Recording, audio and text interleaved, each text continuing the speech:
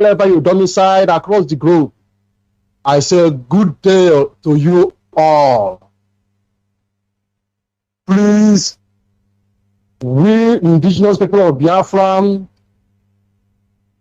Asia, left, and also across the board, and also all IPOB members all over the world, and lovers of freedom, and the Biafran people across the globe, especially those people in Biafran land.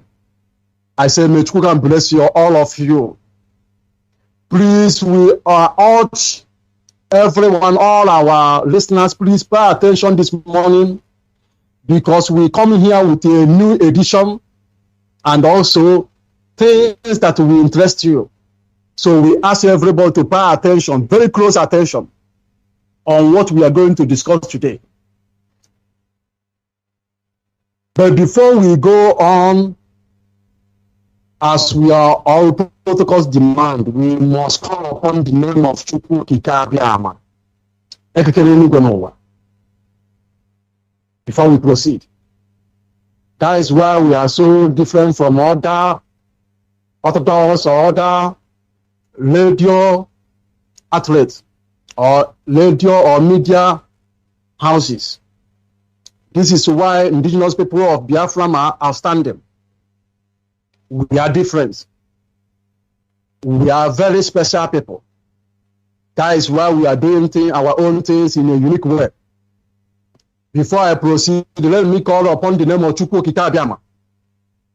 So if you are listening to me, please, for foreigners that listen to Radio Biafra, maybe you may not understand Igbo speaking, and also some Biafrans from Igromigodo, from Ibonta, from Izom, Shakiri, Uyobo.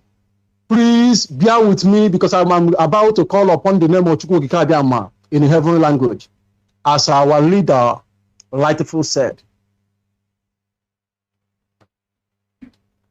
Chukwu Kikabiama, ekekere n'igwe n'ụwa. Onye mmụọ onye na-akpụ isi ala wee na-enyesi n'ahụ nsọ ka ọ bụ. Onye mba niile na-akpụ isi ala enye si na ede nsọ. Onye asụsụ niile na agbụrụ niile na-akpụ isi ala enye si na ọ bụ gị nwa bụ ọkaka. Onye ụwa niile na ike niile na ntọala niile na mmụọ onye dị iche na-akpụ isi ala enye. Ọkwa ka ya kpọkụ Chukwu Okike Abiama. Ọ bụ naanị ka obodo niile na-akpụ isi ala enye. Ọ bụ naanị ka mba niile na-asọpụrụ, n'ihi na ọ bụ gị nwa ọkaka ọmama amasị amasị. A na-akpọkwa gị na ebu ugwu a na-arị a na-atụ egwu. Anyị na-akpọ gị na ịbụ ọzọ wara ọga. Anyị na-akpọ gị sị na ịbụ oti mgbodo mgbodo. Anyị na-akpọ gị sị na ịbụ mmụọ na-eti onwe gị. Chukwu kere ihe nyere m onwe onye kere elu. Chi ji aka ya dụrụ n'onwe nke na-enweghị isi mbido, bụrụkwazị onye okike, onye pụrụ ime ihe niile.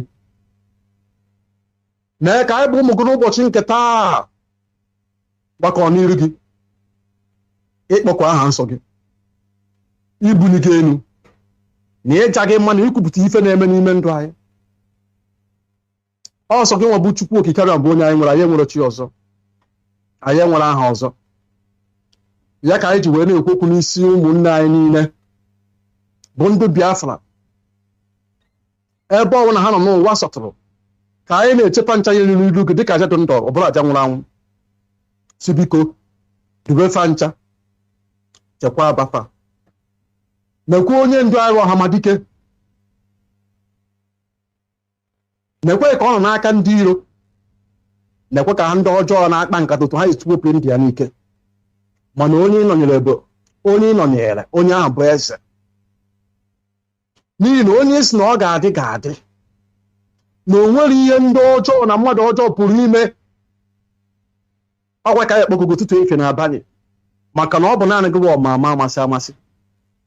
Ya ka ya kpọkọgo n'ụbọchị nke taa wee sinekwa onye ndu anyị Mazi Nnamdi Kanu na ezinụlọ ya niile na nwunye na ụmụaka ya, ka anyị chefa ncha n'iru gị Chukwu Okike, duokwafa chewekwafa, nke kasị nke bụ na onye ndu anyị eji aka gị dị ike kpọpụta onye ndu anyị n'ime ebe ahụ ọ nọ maka na onwekwere ihe ife o mere onwe ife o mere nwoke onwere ife o mere nwaanyị na aka ya dị ọcha tibi n'eluigwe biko kpọpụta onye ndu anyị ka o si ebe ahụ wee pụta na-ekwe ndị niile bụ ụmụaka gị ndị na-agba mbọ ụtụtụ efe n'abalị maka nnwere onwe anyị ewee tụsị afa ncha ụlọ mkpọrọ ndị onwe ife ha mere ndị ụzọ nsọ ife ọjọọ ha mere na ha ji flag na-akpagharị ndị ụzọ nsọ ife ọjọọ ha mere na ha ji etwitie kwuo ime ife ahụ ife ọjọọ ndị ụzọ nsọ ife ọjọọ ha mere na ha ji esi na ndị DSS bụ ndị oshi ndị ụzọ nsọ ife ọjọọ ha mere na ha si na Mohammed Buhari anwụgo anwụ ndị ụzọ nsọ ife ọjọọ ha mere na Buhari anọzi ndụ ndị ụzọ nsọ ife ọjọọ ha mere na ha si na enwe corruption na Naịjirịa ewee na-achọfa ka egbuo fanụ wee tụsị ụfọdụ n'ime ha ụlọ tụọ ụfọdụ ụkpọrọ mkpọrọ chukwu ndị nna nna anyị akpọkogo n'ụbọchị nke taa bịakwara ka ị were ọnọdụ n'ihe anyị ga-ekwu n'ụbọchị nke taa anyị enwere ike ma ọ bụ gị nwa nwere ike ndị anyị na-eji n'ụlọ mkpọrọ dị iche iche were aka gị dị ike kpọpụtasị afa ncha niile n'aha gị nwa bụ chukwu okike onye pụrụ ime ihe niile na-ekwe ndị ọzọ bụ ndị nọ na mba dị iche iche dịka atụsasịrị anyị dịka ụkpaka ọ bụ aka gị dị ike ka ihe ejikọta anyị ọnụ wee weta anyị n'ala ahụ bụ ala ikwere anyị na nkwa bụ ala Biafra ị ga-akpọkọtacha anyị nche ọnụ wee kpọta anyị n'ala ahụ ka afa gị wee daa ụda na mba niile daa ụda n'obodo niile daa ụda na mba niile dị iche iche n'ime gwa ọkwa ihe ndị anyị niile ka anyị yọrọ gụkwe na ị ga-eme wee nye anyị n'ụbọchị nke taa mgbasa ozi anyị agbasakwa bata nọnyere anyị ka anyị wee tụgharịa uche n'ime okwu gị n'ife na-emegasịnụ wee kpaa nkata otu anyị ga-esi wee gaa n'iru wee nweta alaeze gị abụ alaeze Biafra n'elu ụwa nke anyị nọ n'ime ya ihe ndị anyị ka anyị kpere yọọ kwee na imezugo elu n'aha gị nwa bụ chukwu okike onye pụrụ ime ihe niile ise. Thank you very much once again. Before I proceed, I must also once again acknowledge our presenter, Mazi Nwachineke. You have been doing a lot of work behind the scene. Only Chukwu will reward you. Like I'm always telling you, nobody can reward you. It's only Chukwu who see in secret and in open place. It's only him alone will reward you. So keep on walking the right path until Biafra restore and beyond. Thank you very much once again, our presenter. Before I proceed, I would also like to introduce myself. I must still remain your humble servant, Mazi Nwachineke. I hail from Nanka in Oka province, Biafra land. By special grace of Chukwu Okike Abịama, I'm also Asia representative and also a member of the elected of states. So before we continue, I'm here with me, one of our able national coordinator. I would also like him to introduce himself before we proceed. So without wasting more time, Mazi Nwachineke, can you hear me? Yes, Mazi Oscar Okeke. I hope I'm coming out clear. Very, very loud and clear. Go ahead and introduce yourself to the world. Good morning, great Biafrans, especially those in Biafra land. Good afternoon from Taiwan. I bring you greetings from the island of Formosa. Here it is exactly 18 minutes past 12 here in Taiwan, and I bring you greetings from the formidable Taiwan family.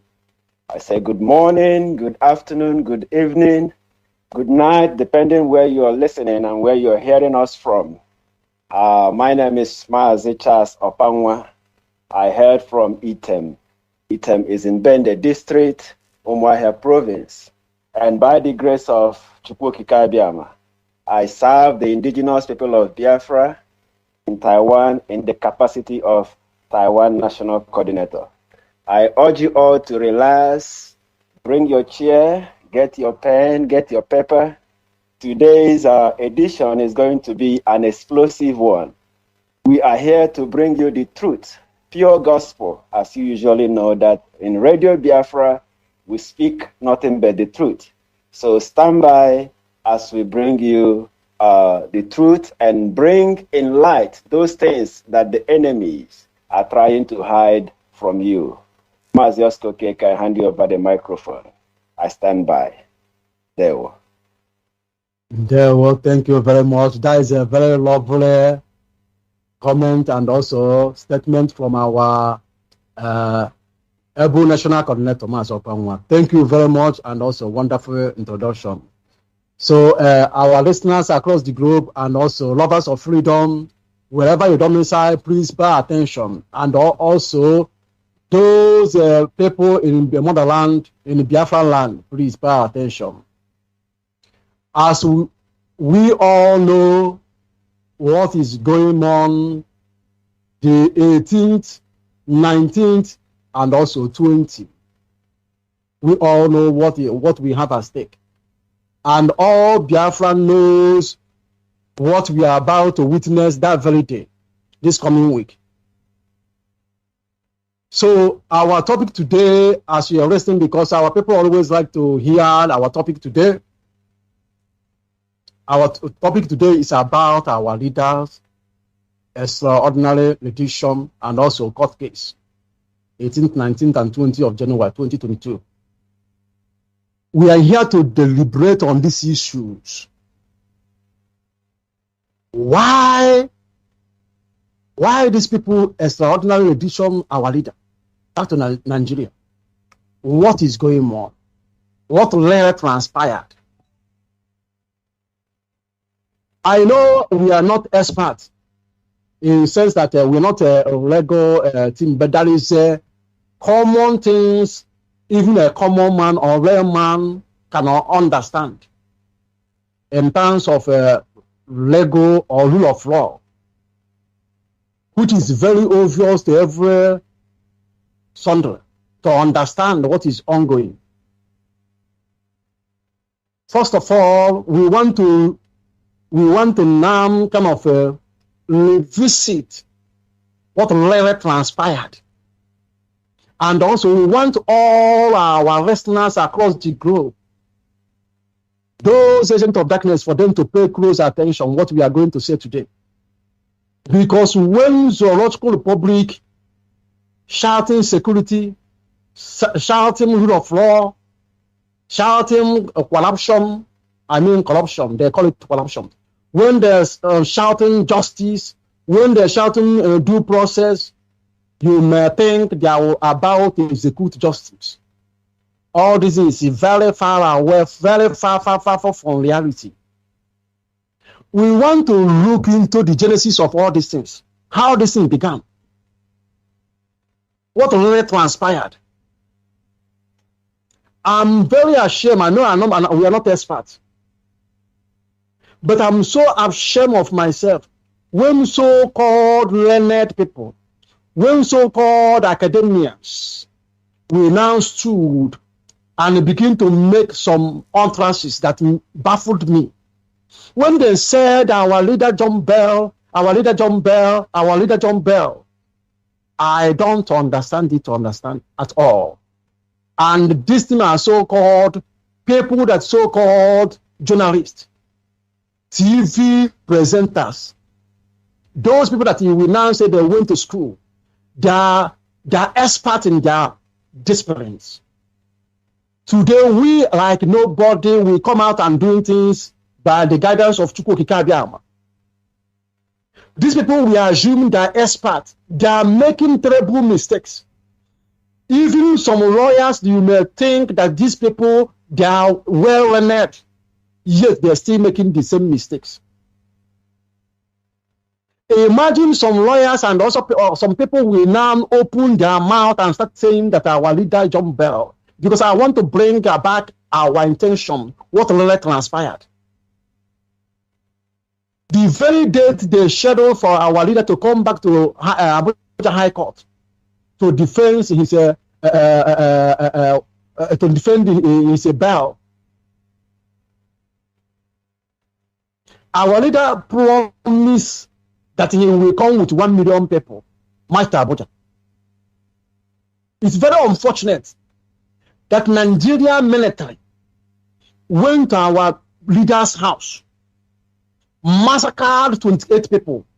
You will see video, all the law, all the evidence is intact. The video with cold blood men and young women, they murdered, cold blooded. uncountable people, they are murdered in the bush. If I'm not mistaken, these people, you can now count them, or it's 100 upon 100 of people, if not possible, perhaps maybe thousands. Because people they kill, put into shadow grave, and people they kill, they pour acid on them. Many evidence, the same date, they invaded the house of leader, Mazi Nwachineke Kanu. Miraculously, our leader escaped death. Today, the same news media houses will open their mouth and say that our leader John Bell. Sometimes I don't understand it. What really transpired with our education? I'm not academia. But those people that claim that academia, why are open their mouth and throwing Janjaweed and saying that our leader John Bell? When you know that our leader preparing for court sitting, Nigeria army invaded his house and murdered people. So whenever you're arresting any presenter, any TV anchor, any journalist said that our leader opened his mouth, said that our leader John Bell, know that the person asking you, why didn't our leader be killed? Why our leader stayed alive? That is what the person means in essence. Because he cannot be able to see people when somebody preparing to come to court. Prior to that court, they invaded his house and murdered any living thing. Even the dog, they murdered the dog. Every single thing, living being, they murdered everything, cold blood. Miraculously, only die escaped death. Then he's saying John Bell. So what are you trying to prove to every reasonable doubt that why our leader stayed alive? So whether the person is a lawyer or a son, said only John Bell. So you now challenge the person. So what you're trying to say is that why our leader stayed alive? That is it. It's what it is. Anybody, whether you call the person a journalist, whether you call the person is a media, whether he's a professor, said that our leader opened his dirty mouth, littered mouth, and said that our leader John Bell, know that the person is saying why our leader is still alive. That is what the person is saying in essence. Because before anybody could say our leader John Bell, he will visit why didn't federal government not bring Nigerian army to justice? Why Nigerian government, military wing of Nigerian government still in existence? Why they not persecute those people that champion them, those people that executed these hateful things?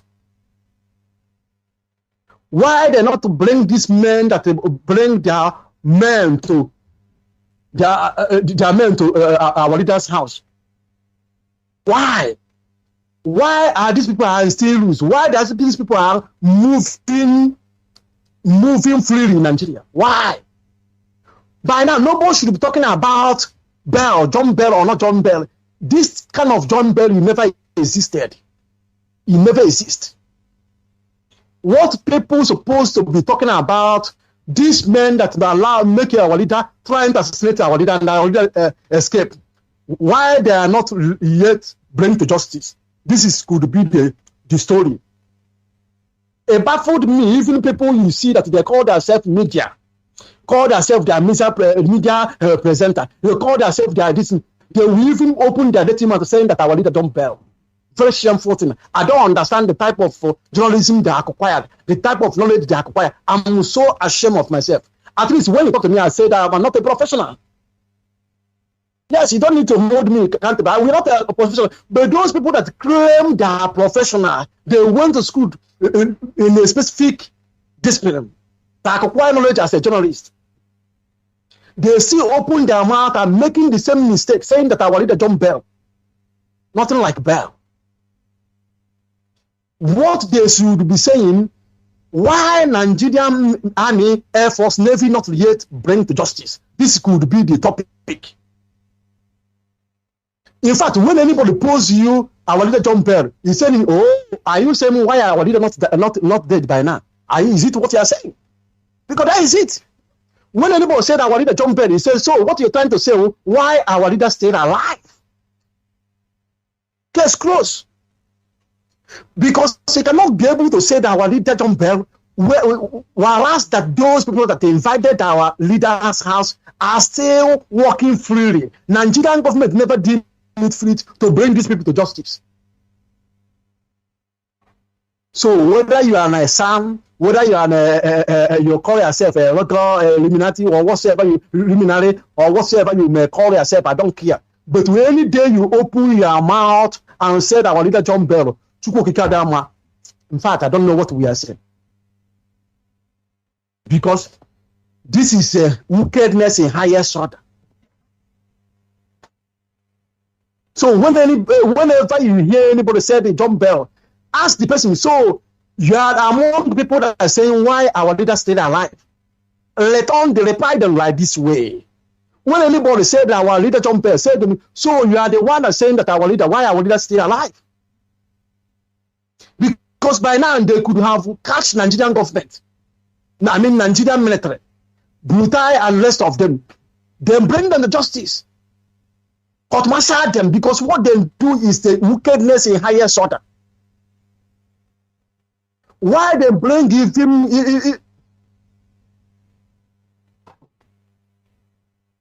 Why they invaded our leader's house, even with helicopter? You may think they are going to they are in battlefield. Why I'm bringing this to your notice for the nothing like our leader, nothing like court. These people supposed to release our leader. That is where I'm heading to. But I want to kind of lay the foundation for our people to understand and even our foreigners to be able to relate in what we are discussing today. Because if I'm not trying to explain these things, they may not understand. They will say, oh, our leader is coming to court case, coming court system, blah, blah, blah. They don't understand what is genesis of all these things. In first place, nothing like a court case. In the first place, is Nigerian government is still owning Biafra. Nigerian military must bring to book. They must be persecuted in what they have committed against humanity. For going to court is just a caricature they're doing themselves. Cattle calling port black. In this case, they kill a lot of people. West committed genocide in the house of our leader. They still have the guts and saying they bring our leader to court. Janja will release our leader before it's too late. Release our leader. He done nothing wrong. Let me remind you people again, for benefit of our foreigners listener and the Biafrans who may be, because our people have they not have a retentive memory. They always forget very soon. The same Janja who they are asking our leader, you people could hear what Carlo asked our leader. What I telling you is a gospel truth. We don't sugarcoat words. We say it the way it is. So when you see people in channels and saying our leader John Bell, see this men or women that anchoring them said, so they are the one of the killer that saying why our leader is still alive. They pride them that way. Because these people are they are agents of Lucifer. They know the truth, they don't want to speak the truth. That is why they're saying that our leader John Bell. What you're trying to say in essence, why our leader still alive? Why our leader still alive? Because he cannot talk about John Bell without bringing Nigerian soldiers into justice. So I don't understand. Even I'm very ashamed of myself when you will see so-called Sam, they will dress with nonsense wig. In this part of the world, I never see any of them wearing this nonsense they are wearing. It's only in Africa. Even in our mental, why not take the wig, black one? If you're mad or crazy about wearing wig, why not sew the wig of black wig, put it in your head? Very useless set of people. It's only in Africa. I don't understand if they really understand the meaning of that wig they always put in their head when they debate on issues. I don't really understand whether they understand the real meaning of that something white hair they put in their head. They're not even ashamed of themselves. Son, they are patrolling everywhere. You are son, you are this, you are senior advocate of Nigeria, senior blah blah blah blah. They are not even ashamed of themselves. Some of them will open their team out and saying that our leader jump bell. What kind of bell are you jump? Jumping bell where? So what you're trying to say in essence, why our leader still alive? That is what he's trying to say. And anybody that will open his statement and say that we are already John Bell, he said that you are a killer. I will call you a killer. Because if you're not a killer, you will first of all address the issues that propel our leader to miraculous to escape. You never address the issues that propel our leader to escape. You now saying that our leader John Bell, so in other words, you are a killer. And when I do things to face my enemy, I will first of all face you. Because he said that our leader John Bell, I will see you as my enemy. That's a fact. And that's how I see it. Even in the battlefield, I will confront you. Whether you are my brother, whether you are my sister, once you open your team and say that our leader John Bell, I will face you, I will see you as enemy. Because what you're trying to say in essence, why our leader still alive? That is what you're trying to say in essence. Now, these so stupid presenters, channel TVs, and less of them, and those media, they never come and they said, why are Nigerian military, Nigerian Navy, Nigerian Air Force are never bring to justice? This is what I thought they could have been doing by now. But they never laid these issues. They are busy saying, John Bell. And once they say John Bell, say, you are a killer. You are a killer. If you say, shout it 2 times, call him a killer 2 times. That is what it is. We need to activate our mindset and begin to kind of being very articulated in spirit. Being at alert. Not allowing this people to coward stand.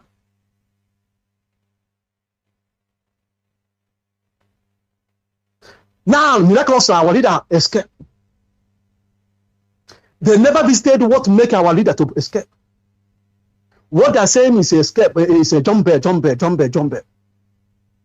the lawyers are keep on saying that. Now, fast forwarding, our leader come to another African country.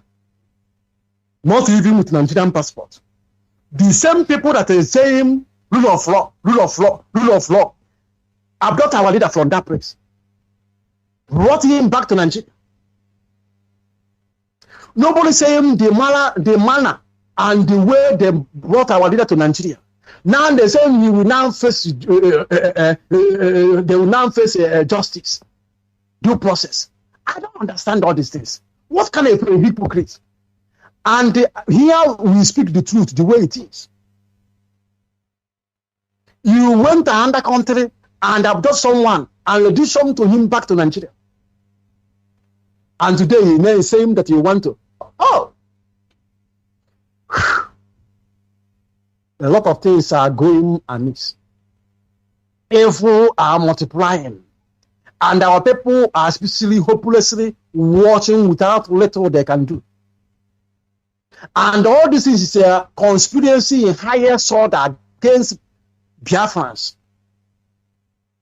Now you turn around. The same zoological republic that committed this thing are even the Buhari handler, the young man that is always enjoying himself in Asolok. And I say that he will not interfere. What he will do is to allow our leader to face his case. Imagine. For you people to see how these people are intimidating us, how evil, how they conspired against Biafrans. Only thing that burning my heart is some of our Biafran people don't understand that is a conspiracy in highest order. Today, let me ask you. I can speak in any way I like. You people should prove me wrong. What I say, if it's like. Somebody will say that it's nothing like racism. Racism is very much exists. Let me tell you one thing. Are you telling me if a white man from Britain or white man from Wales that some African leader abducted, that Prime Minister of Britain will keep silent without making open remark, without making open statement, without making open remark concerning his citizen that held in some country? My question goes like this. Why Britain keep mute up to now? But Johnson never said anything. Maybe he said things in his cabinet, I don't know. But have you hear him say something aloud in the main media give Nigeria, because what we see outside is what we believe. Whether he say it from his heart or not saying it from his heart, that one is another thing for him. But we as a people, why is so difficult for him to make that statement very bold? And they said, you Buhari handler, release Mazi Nwachineke, he committed no crime. What preventing him to say such a thing? Why world leaders are keep mute? Why I'm saying all this is for us to understand that is the highest conspiracy against Biafrans. And it's less for us to be able to defend our life and to speak out. We must understand all these things. Why? Why somebody that traveling with British passport was adopted, and the British Prime Minister never alter or make public statements regarding that person, and the person just not is like our president. Is our son, is our everything you can think of. That is what our leader is. He meant a lot of things to us. Some of us is our prophet. Is our president. Call him any name we want to call him. He deserves it. Why Boris Johnson keep mute? Why? Why they never speak aloud? And this gentleman, the Fulani government, hell bent to destroy Biafrans. But one thing we now promising them, they will never break us. Biafra must surely come, because Biafra nation is not in the hand of any man or any hand of mortal. It's in the hand of Chukwu Kikabiama. And the only him alone will restore Biafra. But we as people, we must do the needful. Why are we explain all these things? For our people to understand what we are now passing through.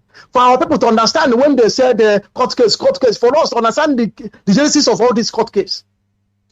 Only don't have nothing to question. Only don't have nothing to answer. It's not answerable to all these people because he committed no crime. It's a conspiracy. People that committed the rare crime are enjoying themselves with adopted girls. This Nigerian military enjoying themselves with when they have taught innocent people from Imo State, Obibo, they will enjoy themselves. What I'm saying is not propaganda. It's a fact and figures. If you doubt me, go and consult our legal team. They will tell you those young men that have adopted, or go and do investigation journalists. You will get all this information we are now saying here. It's not make up information. It's a reality. It's a fact and figures. When they adopted our young men, our young girls, they will be having sex with them. These people are very wicked people. Now you ask yourself, these people, are they professional people as you claim? Nigerian military. Ask those people that released some months back last year. They will tell you their horrible experience in DSS Junction, and other military facilities where they have kept these people for many months.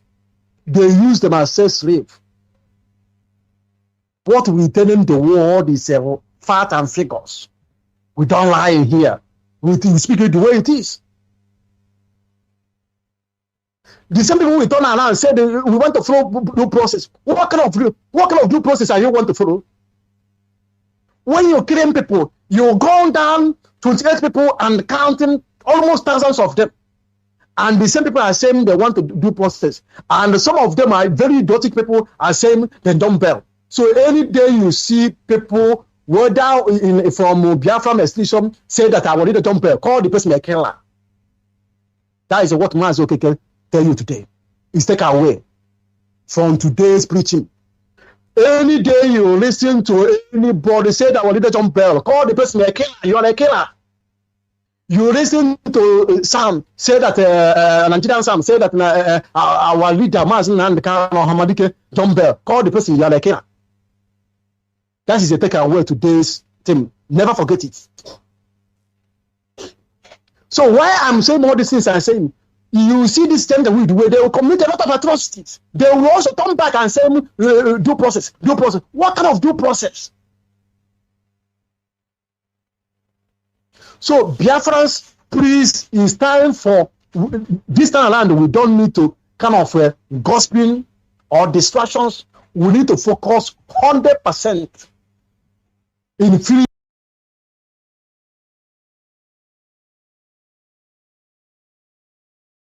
our leader, Mazi Nwachineke, because he commits no crime. Only thing he committed is speak truth to the authority, to the zoo, Fulani cabals. The people offended what our leader said. But what he said is truth. And we must continue to speak the way our leader speak. We must continue to speak the truth. Because our people are saying the truth is life. We cannot live the life and going to darkness, going to death. The truth is truth, and we must continue to speak the truth. And that truth is that Nigerian government is a terrorist, and Nigerian government is evil, Nigerian government is sadist, Nigerian government is demon, Nigerian government is anything that is evil. That is what Nigerian government it is. And it shall continue like that until Biafran separate themselves from that evil dungeon. And our leader must be released. I will stop here because I have one of my Airborne national coordinator for him also to do justice to this topic. So without wasting more time, I call him upon Mazi Opanwa. But before you come please, our listeners, remember that we are Asia national coordinators, but I'm only here with only just one of our national coordinators here. We're not only me and him today to do this justice. So I call him upon the Mazi Charles Opanwa, please. I hope you can hear me. Well, thank you so much, Mazi Oscar Okeke. You have done justice to this topic. Thank you so much for bringing me in. And before I move on, I must thank you also, Mazi Nwachineke, the man we are using his platform under Radio Biafra House of Service to bring to light what we know or what we think people should know or people should think or reason about. The first topic we are discussing is about the extraordinary rendition of Mazi Nnamdi Kanu and the upcoming court case on 18th, 19th, and the 20th of this month, January 2022. But before I go on with this topic, I want to take us a little bit back to refresh our mind how this all started.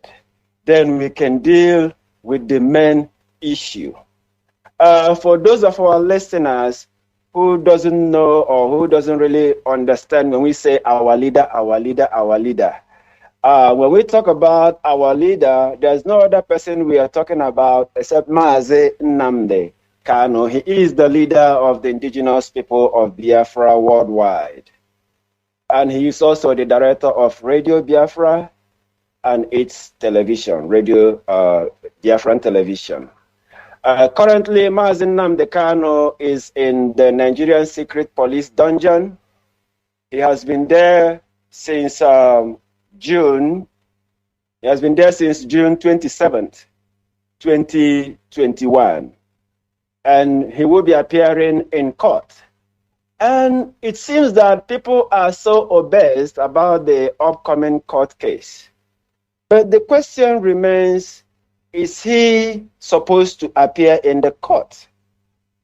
Okay, like I said, I want to take us a little bit further before coming up to the upcoming court case and the extraordinary rendition of Mazi Nnamdi Kanu. I will want our listeners, please, to pay close attention to what we are going to say, what I'm going to bring forth. Let us reason. Forget about whether you like Mazi Nnamdi Kanu or whether you hate Mazi Nnamdi Kanu. I want you to come with a clear mind. I want you to bring out the senses that the Almighty has given to you. We all have brain to reason and to put things into perspective for you to know the actual truth and nothing but the truth. It is on record that on October 14th, 2015, Mazi Nwachineke was arrested in Lagos. And when they arrested him, they lay a lot of allegations against him. Treason, felony, illegal importation of goods, among others. They laid a lot of allegations against Mazi Nwachineke, and he was incarcerated. Remember, before the Nigerian secret police come up to say they have Mazi Nwachineke, it took days. It is in their character to do this, to abduct someone and keep that person and denied having any information about that person. You know, this kind of gangster type kind of kidnapping. It's very, very common in Nigeria. The DSS, which is the Nigerian Secret Police, they are in the habit of abducting young men, youths, and they would deny having them in their custody. Unless you press further having the evidence, then they will have no other choice than to come up and say, yes, so person is with us. After they agreed on having Mazi Nwachineke in custody, they hold him and keep on going on with the case. The first judge washed off his hand from the case.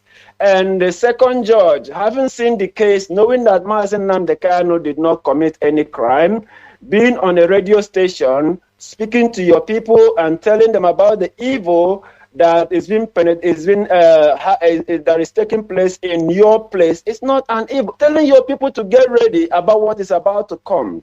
I didn't see any crime that Mazi Nwachineke committed. Same thing is what Justice John Sozo saw, and he washed off his hand from that case before Justice Binta Nyako took up the case. The case was reassigned to him. And Mazi Nwachineke was released on bail. This is very, very important that we take note of this, that Mazi Nwachineke was released on bail. In fact, he was enjoying his bail, and I think few weeks to the court date. The court date was supposed to be in October 2017. But in September, the Nigerian army struck at his place. Take note of this. The Nigerian army, look, an army of a country that released someone on bail, and this person was supposed to appear in their court. But they sent their army to strike. So the army struck at his residence. It is on record that 28 people were killed at that particular place at Mazi Nwachineke country home in Afaroku, Ibeku, which is in Umuahia. 28, including a poor dog. And they acted as if nothing happened. In fact, everybody was worried about what happened to Mazi Nwachineke. Nobody heard from him. Nobody knows if he was alive or dead, because their mission there was to kill him, knowing fully well that Mazi Nwachineke has not committed any crime known to the law. They don't have any case against him. So they decided to do it the other way around. Let us send our army to eliminate him, because that is the main point. They are after the life of Mazi Nwachineke. Forget about all those Trump-up charges, this and that and that. Nobody have ever seen Mazi Nwachineke with any gun. Nobody can testify that Mazi Nwachineke have ever killed anybody. Nobody can say that Mazi Nwachineke has violently abused anybody. No, not on record. If you have one, please bring it up. No, not at all. So they decided to eliminate the leader of the indigenous people of Biafra. And as Chukwukike may have it, Mazi Nwachineke reappeared in Israel after about a year. Thank God he appeared alive and everybody was happy. And after that, the agitation continues. he continued to bring forth in light the atrocities going on in Nigeria, especially the old eastern part, which is Biafran land. Mazi Nnamdi Kanu continued to expose the evil going on there, exposing the corruption going on there. Could you imagine a country so blessed with crude, so blessed with so many natural resources, you can hardly have an average electricity of 5 hours in a day? This is not a joke. If you're a foreigner listening, you can ask, make requests, make research about this, and you will get more facts. You go to Iguacha, a land in Biafra land full with oil, and they will drill the crude, they will export it, spoiling the environment everywhere. Farmers can no longer farm because the whole place has been polluted by crude and all that. And you see how poor those communities are, community producing the natural resources that the central government are feeding fat with. And the few individuals are there enjoying money. Let me tell you, an average Nigerian hardly earn $1 in a day. No, that would sound like a magic to you. How much is a dollar? Dollar is almost 600 naira. Okay, how many days? You times it by 30 days, which happens to be 1 month. That will give you 18,000 naira. And that is their minimum wage. In a country so blessed with crude, in a country so blessed with natural resources, gas, and everything. Mazi Nnamdi Kanu was the only voice speaking up for the voiceless, speaking up for the masses, bringing to light what all these the atrocities that are being penetrated, that are being perpetrated down there. He continued to bring it to light, and the government doesn't want to see him. They look for a way to eliminate Mazi Nnamdi Kanu. And they continue to put in the resources, the money that the government will use to develop the country, the money the government will use to better the life of their citizens. They put it into many things, like ways to bring back Mazi Nnamdi Kanu back to the zoo. By the way, when I say the zoo, I mean Nigeria, because Nigeria is more or less like a zoo, a country without law, a country that doesn't obey any law, a country that behaves the way they like, a country where you will see the military beating the police. These are their security. A country where you will see the police fighting the navy. A country where you will see many checkpoints. In 1 kilometer, you will see about 3-4 checkpoints. And you ask yourself, what are these checkpoints for? They don't even do anything. Whatever you have, you just cross. All they need is for you to give them money. The videos are there. A country full of corruption. The definition of Nigeria is corruption. That is why when you call them a zoo, in fact, for me, I think zoo is better. It's a very good name when we call Nigeria a zoo. In a country where I live, when you go to the zoo, it's a very nice place. People come to visit the zoo. The animals in the zoo, they are well fed.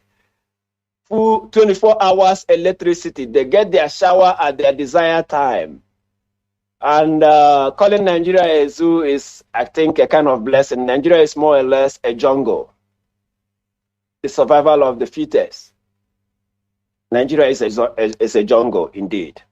Okay, now they bring back Mazi Nnamdi Kanu. When I say they bring back, they adopted him in an extraordinarily rendition him back to Abuja. And now people are saying Mazi Nnamdi Kanu will appear in court.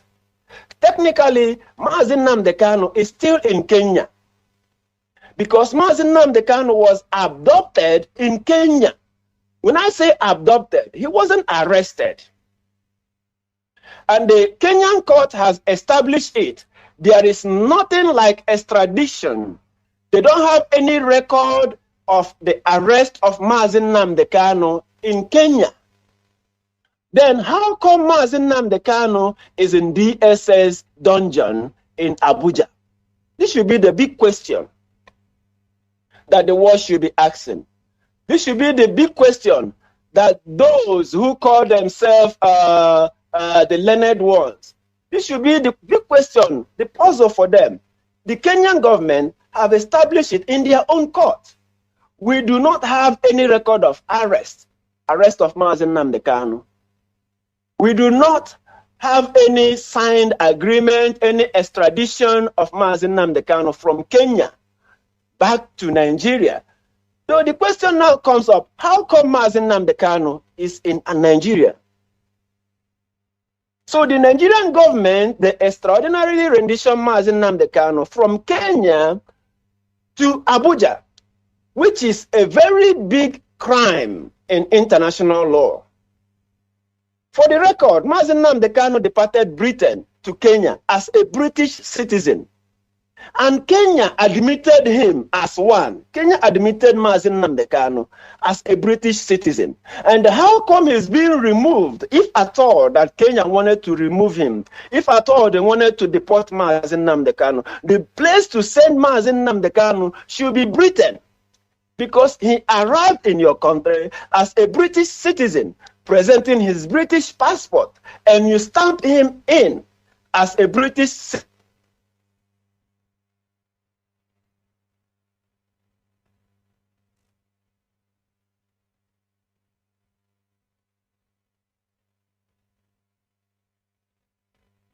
Been illegally.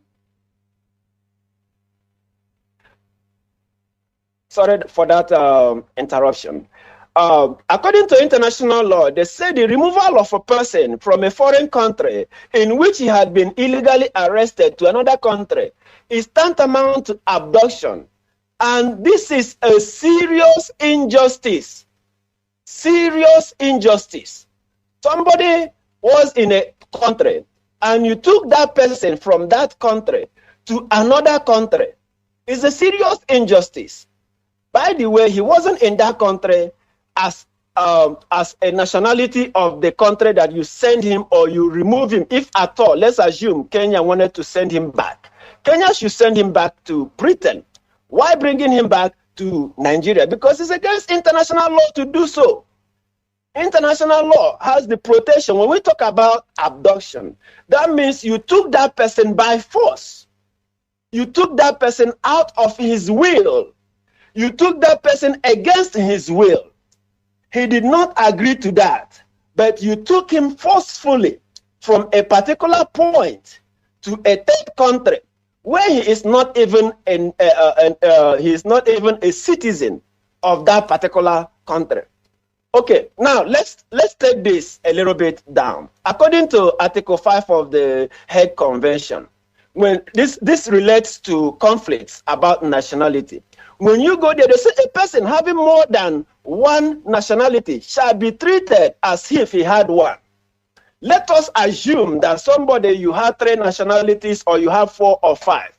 But when you enter into a country, when you enter into a particular country, they will recognize you as a citizen of one country. They will recognize you as a citizen of the country that you landed, that they grant you entry into their country. When you travel with your travel document, which happens to be your passport. And when you arrive at the port of entry, you tender your travel document, and your travel document will be stamped in. So Mazi Nnamdi Kanu was stamped in, was admitted in Kenya as a British citizen. His passport is still there as an evidence. Admitted in Kenya as a British citizen. Then how come he's in Nigeria? So technically, I would say Mazi Nnamdi Kanu is still supposed to be in Kenya because there's no evidence. Check his passport. No evidence of stamping him in Nigeria. Then no extraditing letter bringing him back to Nigeria. Then what is he doing there? You cannot try or you cannot gain out of your evil. You want to try someone in a law court. In a law court, I believe, is where justice is given. And you cannot have a proceed of your evil. You have committed an evil. You have done injustice to somebody. And why trying him? I am of the opinion that the upcoming court case of Mazi Nnamdi Kanu should not hold. It shouldn't hold in the first place, because you brought him back illegally. You have committed a crime, and you will not try somebody under the crime that you have committed. If you search, it is on record that similar things happened somewhere across the world. We have the record of one that happened in Australia, the one in New Zealand, even also the one that happened in South Africa in year 2000. You can Google about it. About one, what's his name? What's this guy's name? One Ibrahim. He was a member of the African National Convention, ANC, their military wing. And he was abducted, kidnapped in Swaziland, and brought back to South Africa. They tried him and all that and jailed him for 20 years, but in an appeal, he won the case and walked away as a free man, because the international law says you cannot bring somebody illegally and try him. If they wanted to try Mazi Nnamdi Kanu, they should take him back.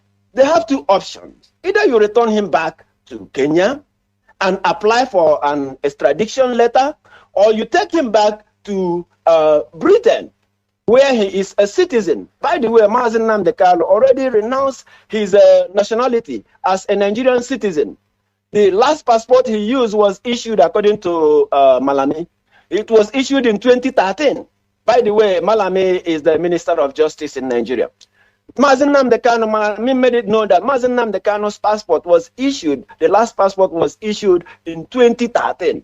Okay, 2013, Nigerian passport have only lifespan of 5 years. That means everything about this passport expired in 2018. And remember that they withhold this passport before Mazi Nnamdi Kanu openly renounced his nationality as a Nigerian. So why are you bringing him back to Nigeria? So Nigeria, their law system, they have no right to try Mazi Nnamdi Kanu in the first place. They don't have any reason to try Mazi Nnamdi Kanu in the first place. They have no reason to gather and say, we have to try him. He did this, he did that, he did this, he did not do this. No, it is quite unfair. And having a reason, say, oh, because he jumped belt, that was the reason why we went and get him back forcefully. You cannot. During the same Muhammadu Buhari, I mean late Buhari, when he was the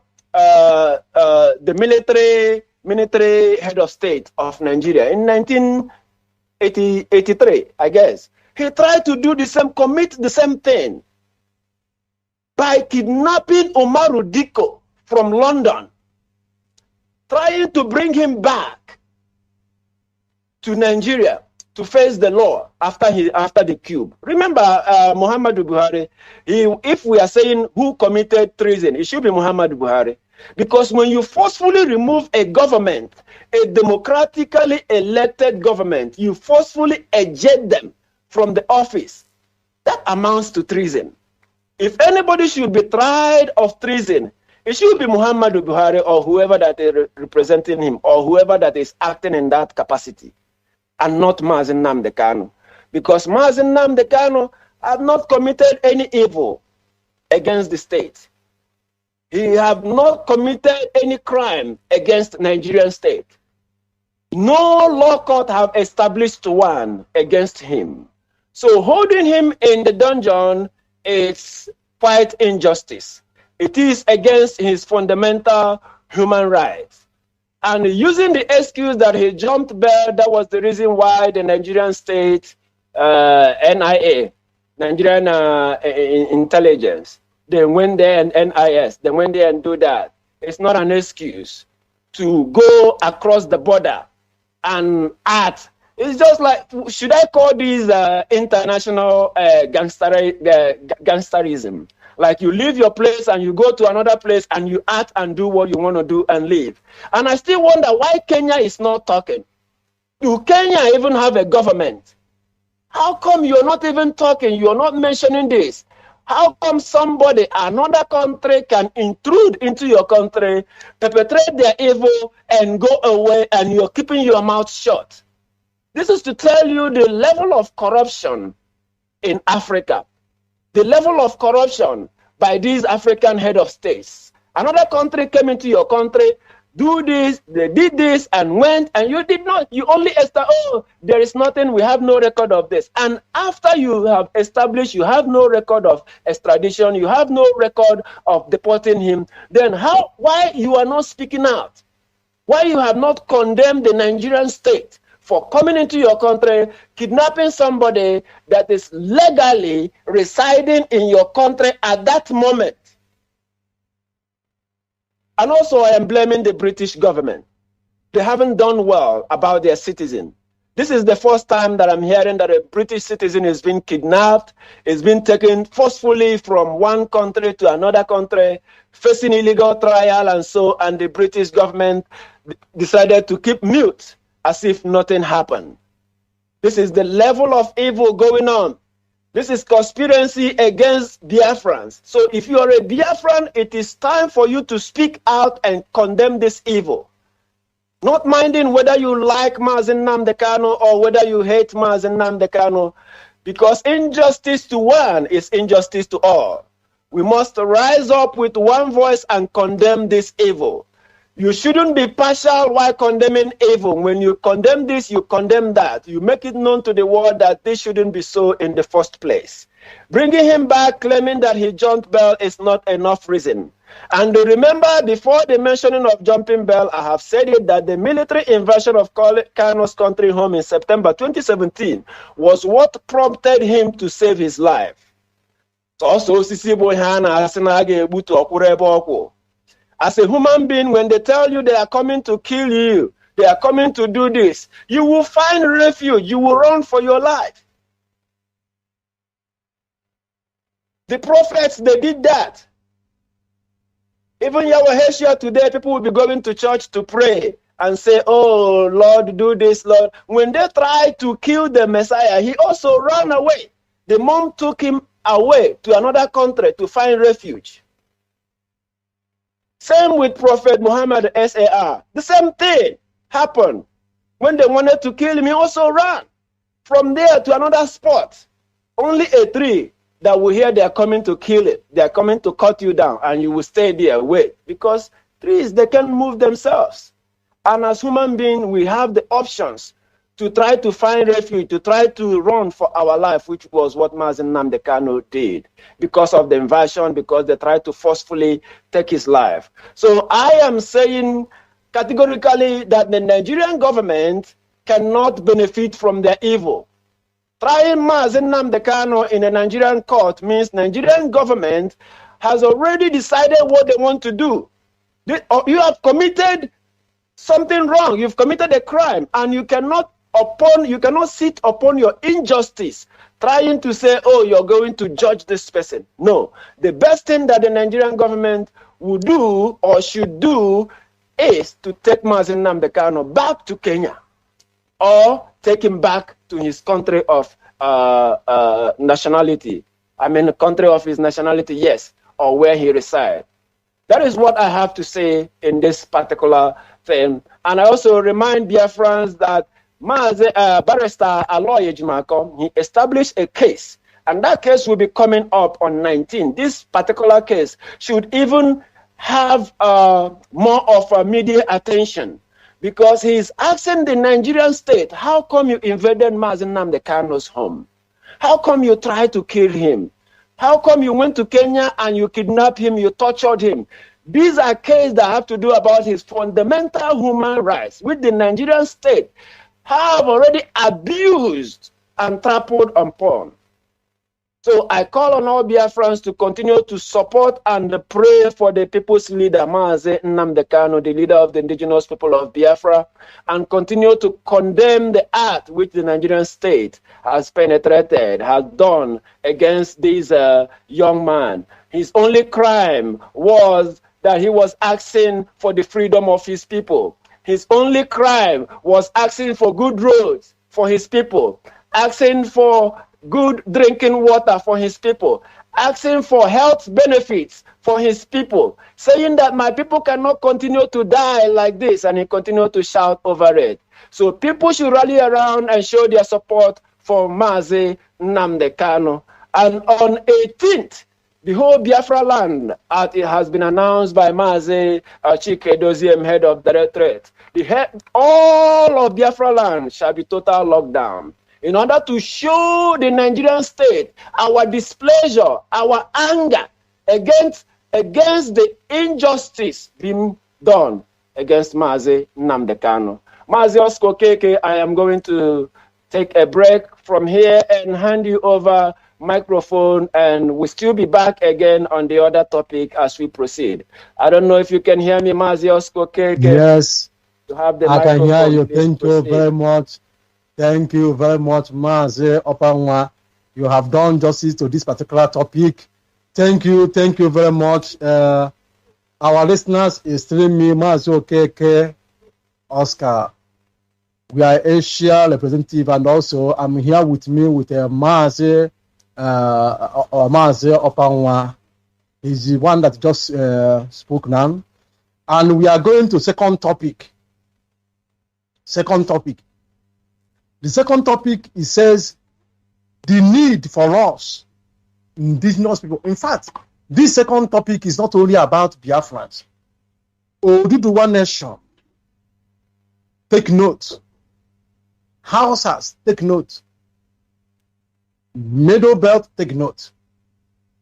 But this particular topic is in conformity with what our head of the United States spoke a few days ago, Mazi Nwachineke. He said about, he gave a specific month when we Biafrans, we banned everything pertaining cow. All this is coming from north. We banned them. Now we are here to deliberate on this issue in conformity with what our head of the United States said, because there is an urgent need for us to be self-sufficient. In other words, food security. How can we be self-sufficient and also have food security? The availability of your food in a very low price, where you can go, anywhere you go in Biafra land, you can be able to buy cheap, well-nutrited food you can eat. When you eat it, you know that this thing you're eating, you're not harming yourself. Please, there is a need, there is a thing I want to highlight this place. Why we must act very urgent in this issue. Please, you Biafrans in Biafra, and pay good attention in what I'm going to speak. This thing concerning all of us, all our faith, depending your domination, it doesn't really matter in this case. Everybody must pay close attention, especially today is a Sunday. Most of you people are going to church. Some people after church, maybe you now say that your GO, did they perform wonders and signs and wonders? And because of that, you want to give him one big cow. Pay attention.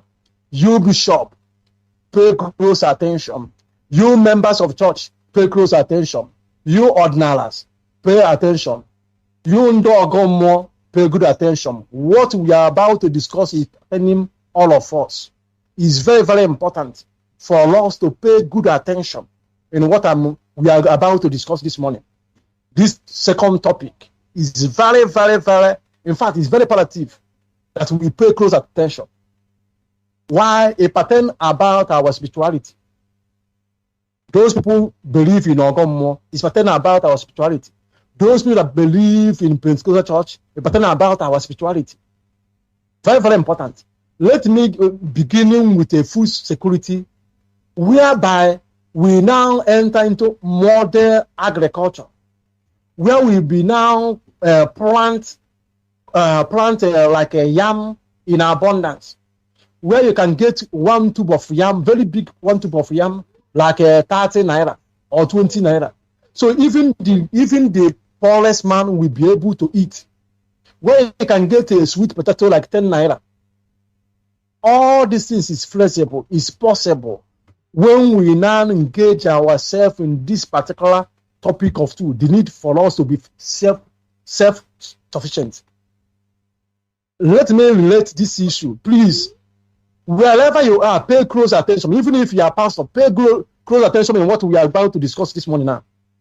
Because when you're doing like a harvest, you're doing like a naming child, you are the man that is big man will now kill one cow. You as a man of God will come, he will prepare it and give you. You will now sit and begin to eat and drink a juice and other things. Pay good attention. Pay close attention in what I'm going to talk this morning. It's pertaining you. We need to enter what we call the self-sufficient, full security. In a situation whereby we can have abundance of food.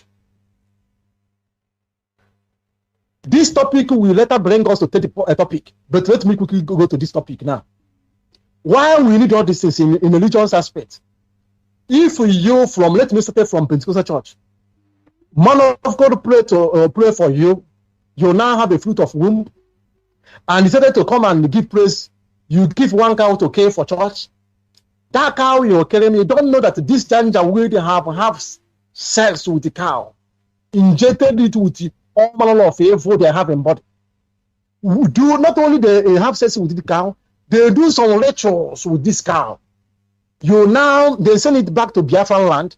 You use the same cow and kill it and use it to cook and give your members. Do you think Chukwu will be praised and be honored with that kind of sacrifice? No, not at all. Because the cow in question have been defied. Even those people that eating it have been defied. So wherever you are hearing my voice, and after hearing this voice, you persist not doing something. When you eat this kind of things again, you will be judged. Because there is a power in hearing. When you hear and when Chukwu will leave your ignorant, but now you are not informed, you continue to play the same card, you will be judged. So when you bring this cow and give give your pastor, your bishop, your GO, Chukwu will not receive it. Because the cow in question has been defied. Let us fast forward him. Coming to Ndio Ogomo, you bring cow, you want to give Chukwu or you want to do sacrifice. The same cow has been defied by this janjaweed. After they have having carnal knowledge with this cow, they will do their rituals and they will bring the same cow and want to use it to give your God of your ancestors. The God of your ancestors will reject it. After you finish it, you will now go home and begin to happy. Said, this thing I do, I'm waiting for a result. You will see no result because the cow in question has been defied. That is why food security is very, very important. That is why self-sufficiency is very, very important. Then fast forwarding, those people that believe in bazaar harvest, when we want to do Catholic harvest, we now bring, maybe we kill 5 cows, 7 cows, 8 cows, and they cook. And now, as a big man, as a rich man, you donated these 5 cows to church, believing that in return, Chukwu will bless you. You will receive calls. You will never receive any blessing. Because the cow in question you donated to church have been defied by janjaweed and use it for rituals before they send it down to Biafra land. So when I speak these things, we know what we are talking about. And when we talk about this, we must act speedily. We're not saying all these things are out of ignorance or saying all these things out of hatred. No, that is a reality. That is a fact.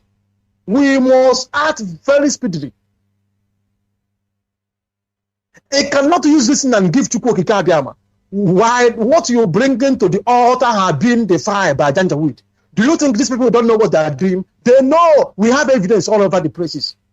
Where they will now have carnal knowledge with a cow. They now have sex with cow. Do a lot of rituals. After that, they send down to Biafra land. And people are using it to do sacrifice. People are doing it to give donation in churches. So when I speak the way I speak, we need to take a very, very, very, very urgent, urgent movement in order to stop this evil. Sometimes people will say that we hate these people, we hate nobody. We hate nobody. What we are speaking is truth. These people have become us in mass. Sometimes we now sick. Go to our place, you see people are sick, all manner of kind of sicknesses. Some people are suffering in the cancer. Some people are suffering this. Sometimes they will now plant sweet potato in where we have a radioactive this thing. After harvesting it, they will send it to Africa. You will eat it and die off. Sometimes you may not die immediately. You will be dying gradually. Because this what you eating is planted where there is some chemical, where there is a soil mixed with some chemical. You eat it, that thing will begin to clean your liver gradually. We need to have food security. We need to be self-sufficient. What we produce is what we eat. Not to be rely in any man, in any country, in any nation. It's very, very important.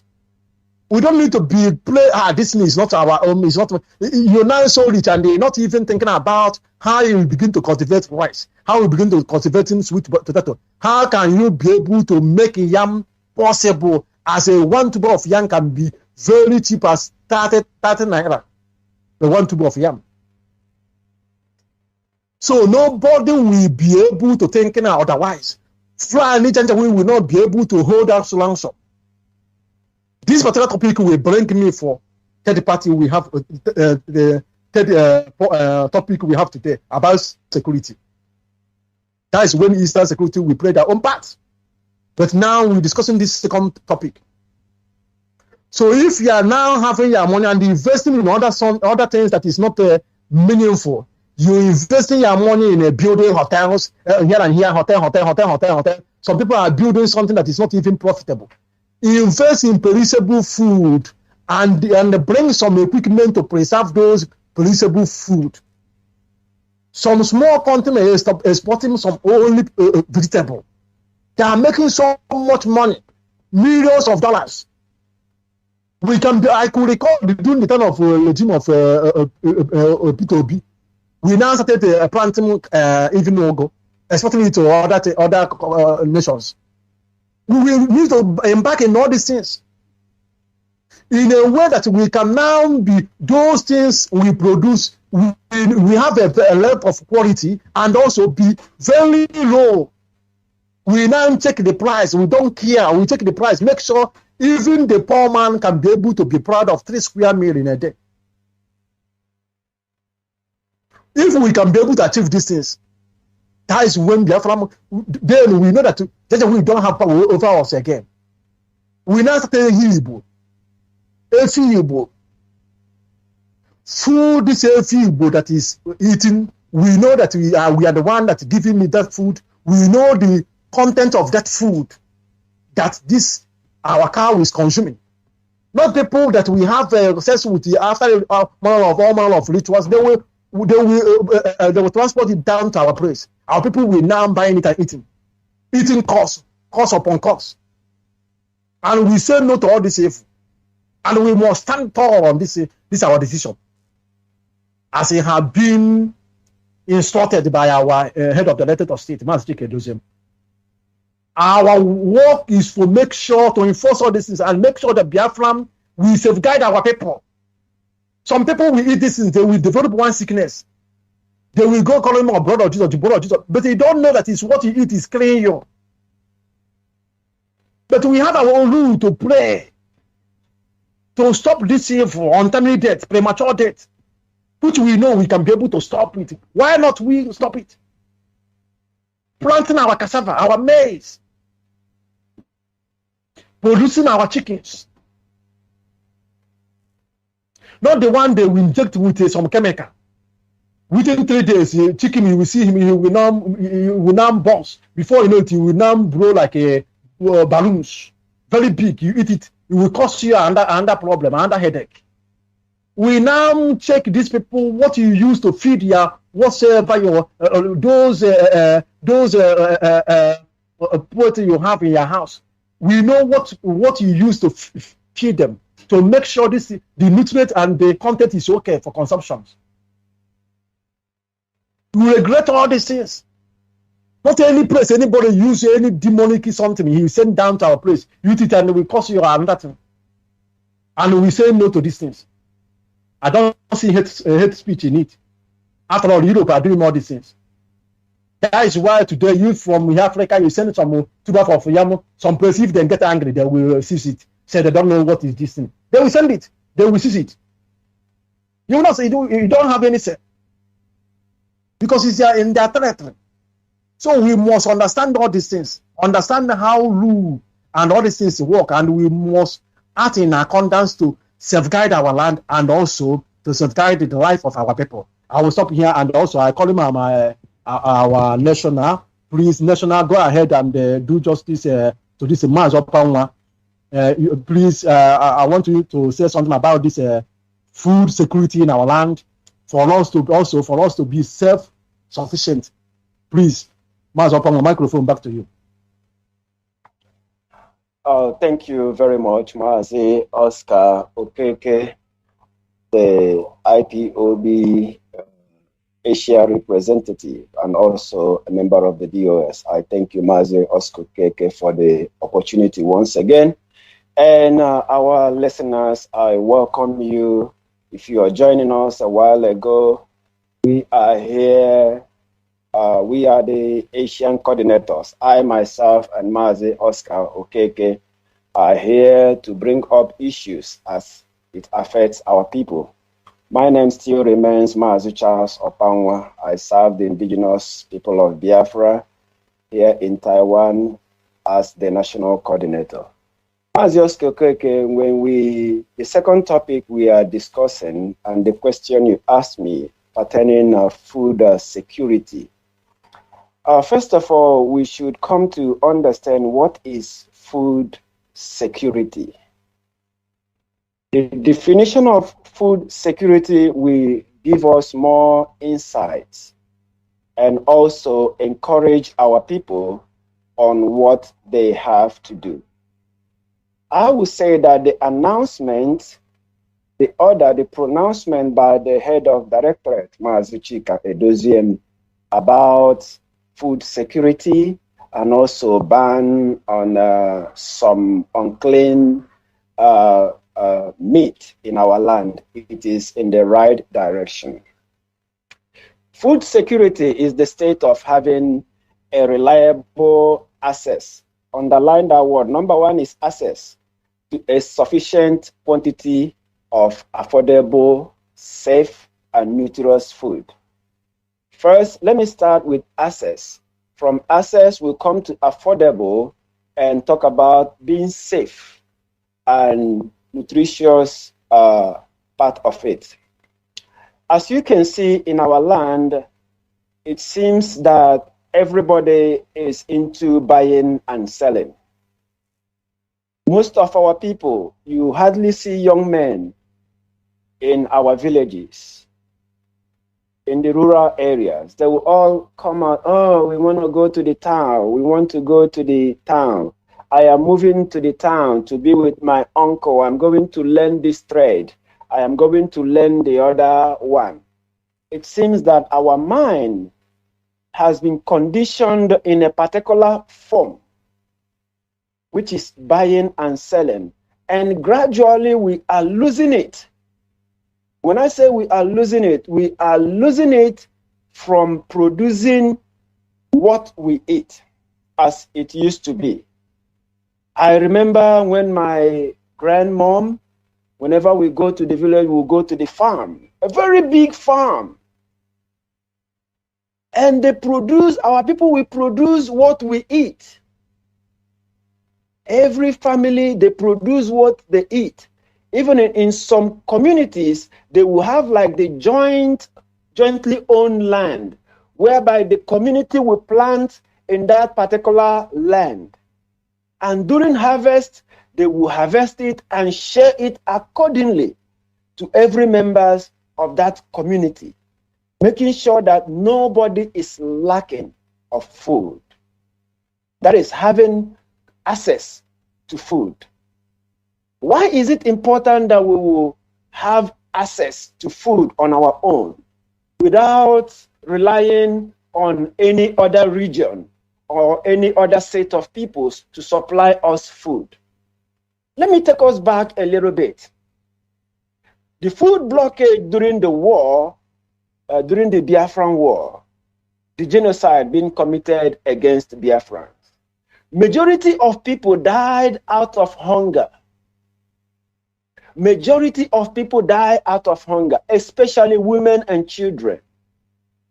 And you can agree with me that most of the kids, they died out of malnutrition. Kwashoko. A lot of kids, they suffered that. And they died because of lack of access to food. They did not fight us from the air, land, or sea, including their foreign helpers, like those from the Egypt, Tunisia, and some British pilots that helped the Nigerian state in fighting against Biafra during the 1967 to 1970 war. They also blocked our access of having food, having access to food. Our means of having access to food was completely blocked, thereby making it very, very inconvenient, or should I say, making it impossible for our men to fight. Because for you to go to war, you need strength. You need to eat. And the food is very, very essential. And if you don't know, the northern region, their plans of food blockage is still in pipeline. They have never forgotten anything about that. Every time they continue with that. That is why at every little or no provocation, they will come up and say, we banned the food. We will no longer supply food to the eastern part of the country. We will no longer supply food to Biafra land. That is to tell you, it has never gone off their mind. They are using this as a weapon against us. They are using this as a weapon against our people. They are using this as a weapon to bargain for whatever thing they want, claiming that they are the ones supplying food and all that. But by the way, the food basket of the nation is somewhere in Benue, and most part of Benue is Biafran land. And that is the reason that the Fulani Janjaweed, they continue to fight against the Benue community to destroy access to food, to make it impossible for the nation or Biafran land to have access to food through Benue region or Ebonyi region. They continue to destroy the area. They only want to be the only means that we can access quantity of food in Biafra land. So it is high time for our youth. It is high time for our people to go back to the farm. Very, very important to go back to the farm. It is not something about doing big boys, carrying your laptop from here to the other, your flashy cars and all that. It is time to go back to the farm. I mean, you can invest part of what you have into farming. Also, our people in diaspora, it is high time to start thinking home, to start buying lands, to start paying, getting people to cultivate, till the land, plant crops, go into farming. Living in diaspora or being in abroad will not stop you to having your farm. You can do that. I mean, there are experts. You can learn about that. I thank God there's this man that has been doing a program. Go and watch Biafran television. You will learn in the previous episodes how this man has continued to teach our people about farming. Because farming is very, very important. It is very, very important. We need to secure our land. Securing our land, going into farming is part of securing our land. That means no nation, no intruder can threaten us, can threaten our living with food. if we have access to food. We have enough land. We have large vast of land that we can convert into farmlands. We have lands that our people can go and cultivate, go and till. Before they tell us, oh, if we do not supply onions, you people don't know, you don't have access to onions. Your ground cannot grow onions. But today I am happy that some of our people, they have now invested into onions plantation. Today, onions are being harvested in Biafra land. If you don't know, we have one of the most fertile land on earth. We have the most fertile land anywhere you can think of on planet Earth. There is nothing that doesn't grow in Biafra land. Nothing at all. Really. Nothing that doesn't grow in our land. It is time for our people to look deep, study more, and go into farming.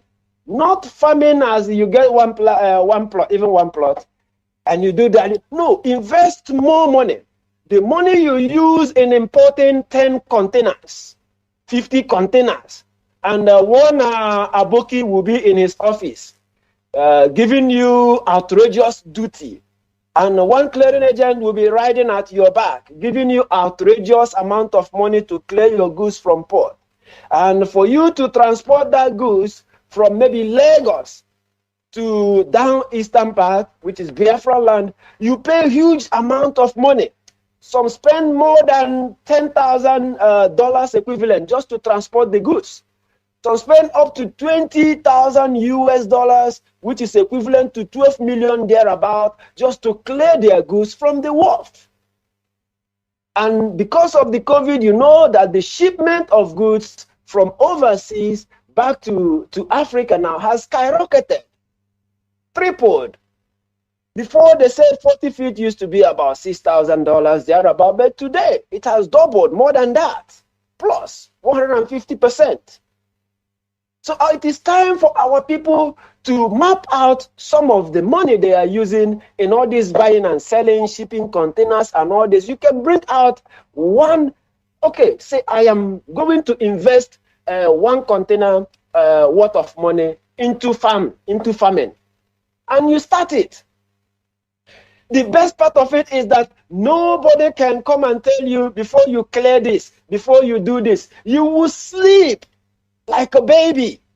Wake up like a baby. You don't have to worry about any government coming to seize your goods, seize your farmland, telling you to pay this, or you'll be worrying about your container being transported from Lagos to Nnewi or from Lagos to Aba or Nisha, wherever you're transporting your goods for. You don't be worrying about the bad roads, thinking maybe what if my container fell along the road?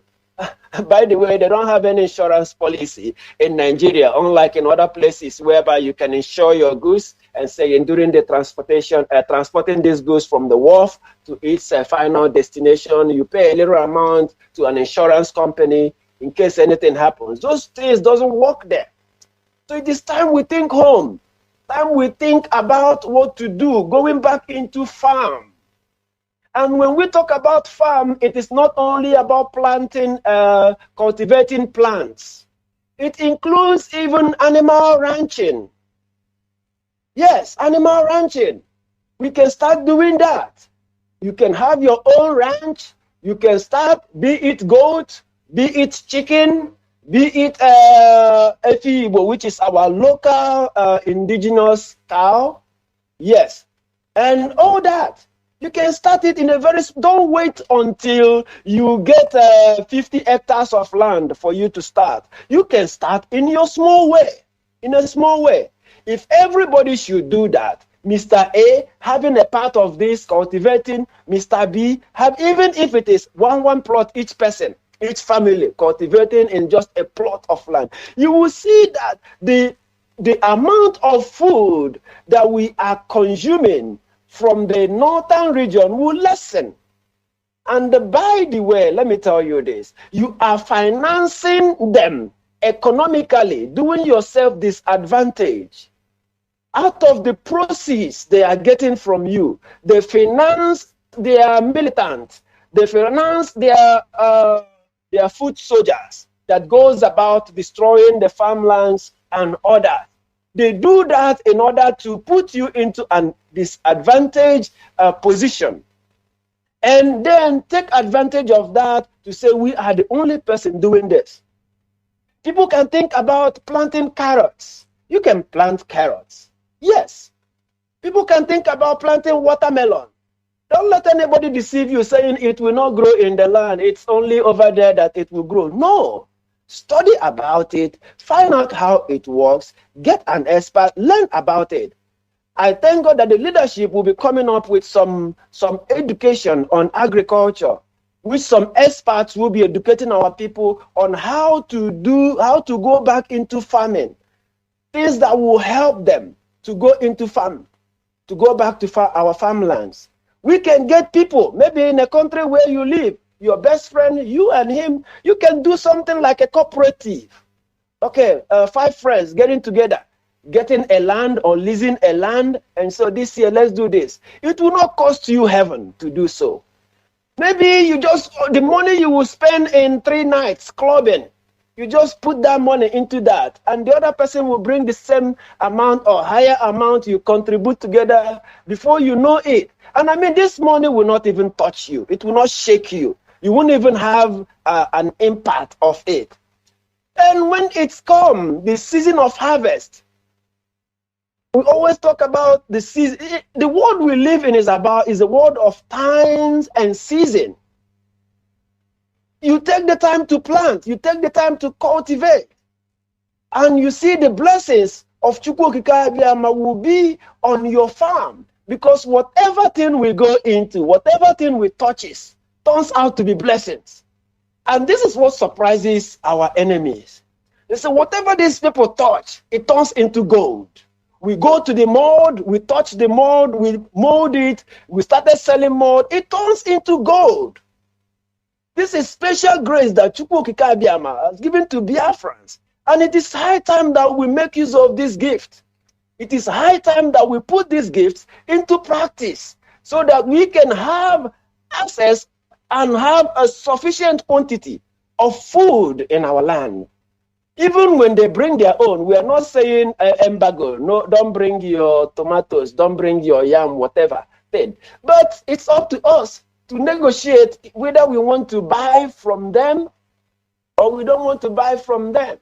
It is up to us whether to know how much it worth. They will no longer put the price or skyrocket it, saying, knowing that you don't have any option. By the end of the day, you still come back to buy it, no matter how much they sell it. But if you have options, you will look at it, they will give their own quotation in price, and you will check the other side. If you like, you buy the one from Benue, you buy the one from Jos, you buy the one from Kaduna, wherever they plant it.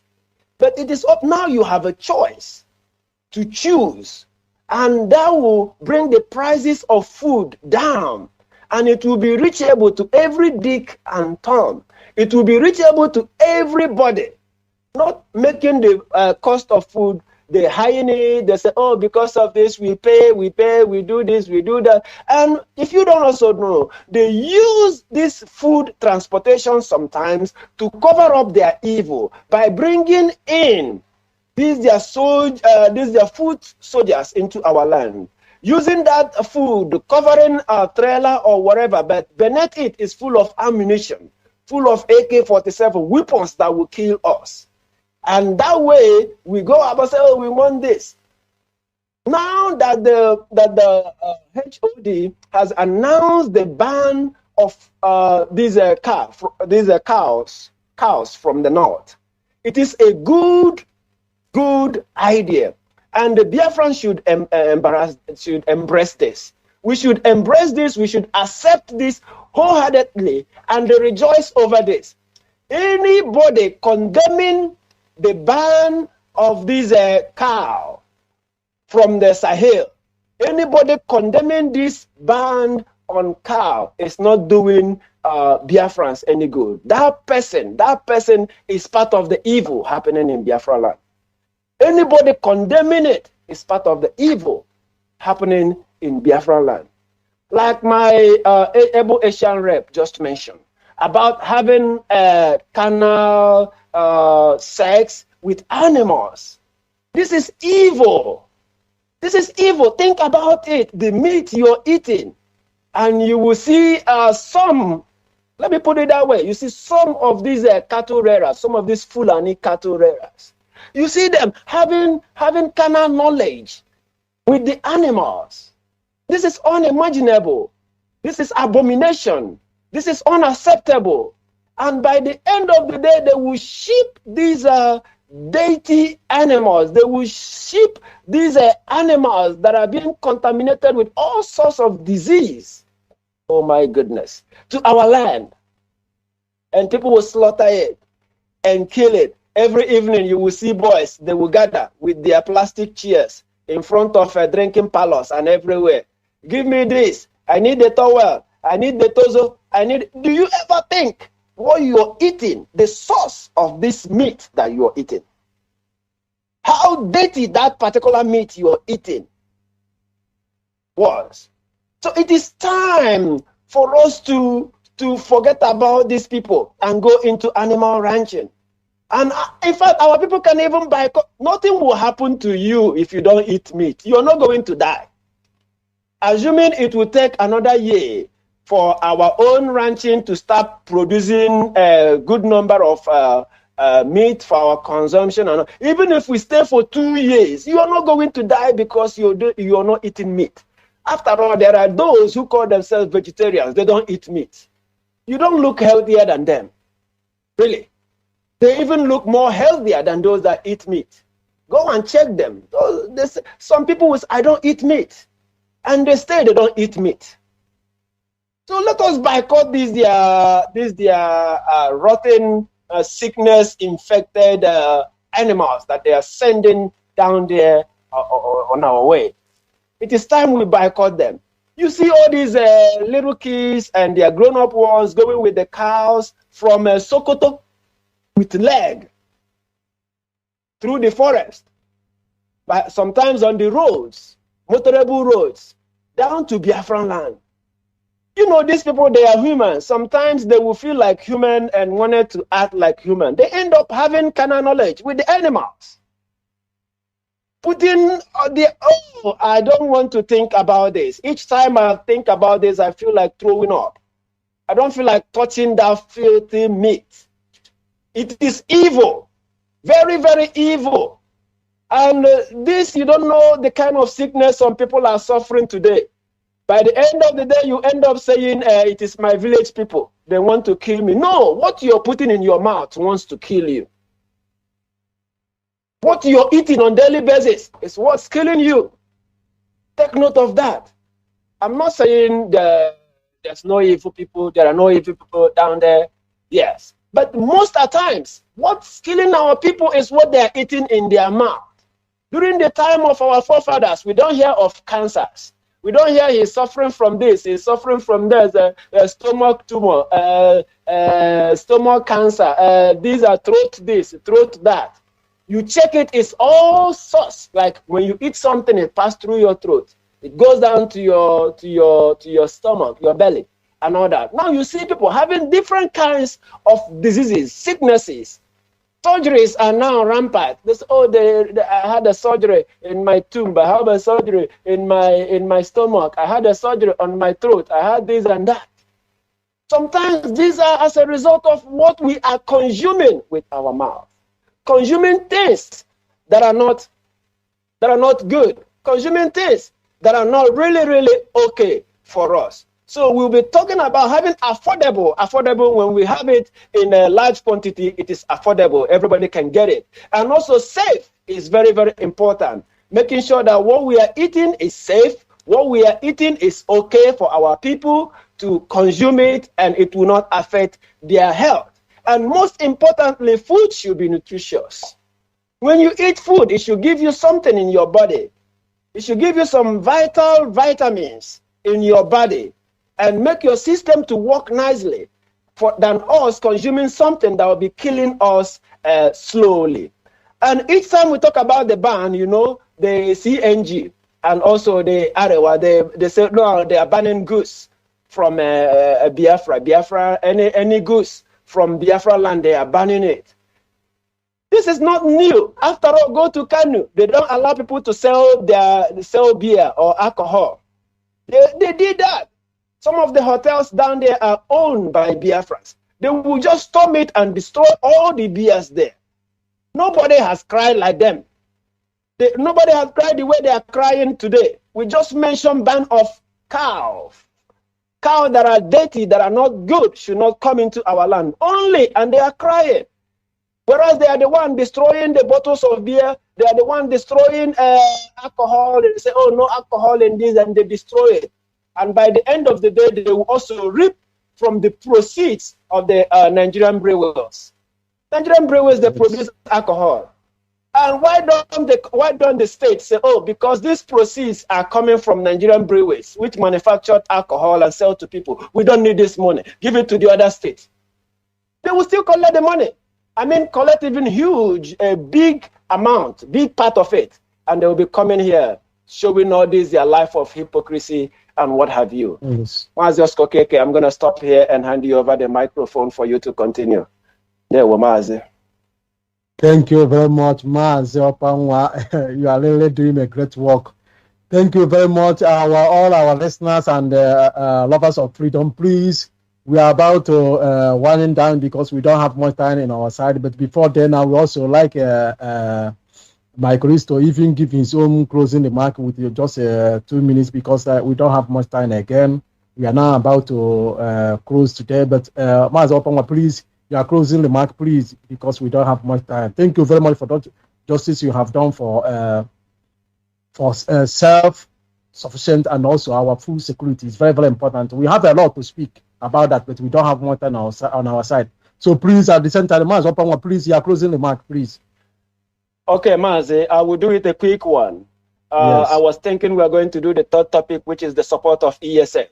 But I must mention that before I round up, that we must continue to support the Eastern Security Network. These are men in our bushes and forests supporting and protecting our land from these invaders. Because when we talk about food security, we must remember that there are men out there that will protect the farm, that will protect the bushes for us to be able to do our farming without no fear. So let us continue to encourage them. Let us continue to give our widows' might and what we have to make sure that they are doing their work diligently as they have been doing. As our time is up, I wouldn't want to take much time. I'm saying a great thank you to our listeners for your time, for the time that you have given in listening for today's episode from the Asian National Coordinators. We are always here every Sunday, same time, 5 a.m. Biafran time. We're always here to discuss one issue or the other. But because of time, we wouldn't go too much. And I say thank you for your time. Thank you for listening. And we'll be here again, same time next Sunday. I still remember as a Charles Opanwa, I served the indigenous people of Biafra as the Taiwan National Coordinator. Thank you very much, Mazi Nwachineke. I hand over the microphone to you. Thank you very much, Mazi. Thank you. You have done a lot of good work today. Please, all our listeners, please, here we're going to draw the curtain to today's edition. As our Mazi Opanwa rightfully said, stay station, the same time, 5 a.m. Biafran time till 7 a.m. Biafran time. We cross session Asian National Coordinator always come on your way. Please always stay tuned with us every Sundays. Don't forget that. And also, please, I want to use this opportunity to inform all our good listeners and lovers of freedom, even though the one nation. If you love your people, think about food security. If you love your people, think about securing their life and the property. Because we cannot be able to achieve this food security without securing our land. And that is exactly what Eastern Security have come out to do. That is why we must support them, for them to be able to protect our land, for them to be able to safeguard our land. When we embark in this radical agriculture program, we will be able to produce very quantity food that can be able to be very affordable, very cheaper, and also very healthy and safer food for our people for consumption. So when you eat it, you know that this is our own. When you eat it, you know that you're eating a healthy food. Please support the Eastern Security Network. From here, I will stop. I still remain Mazi Nwachineke. I'm an Asia representative and also a member of the US. And also, my regard go to our leader, Mazi Nnamdi Kanu, and also head of the United States, Mazi Nwachineke, and all the members of the US, and other principal officers, and our Eastern Security Network, and other departments in IPOB, Regions 1, and the media, and other platforms that have been working assiduously to see that Biafra is restored. I say, may God bless you all. And also our presenter, what could I say? I love you, Mazi Nwachineke. Jisike. From here, from me, I sign out. Thank you, Mazi. Ndewonu.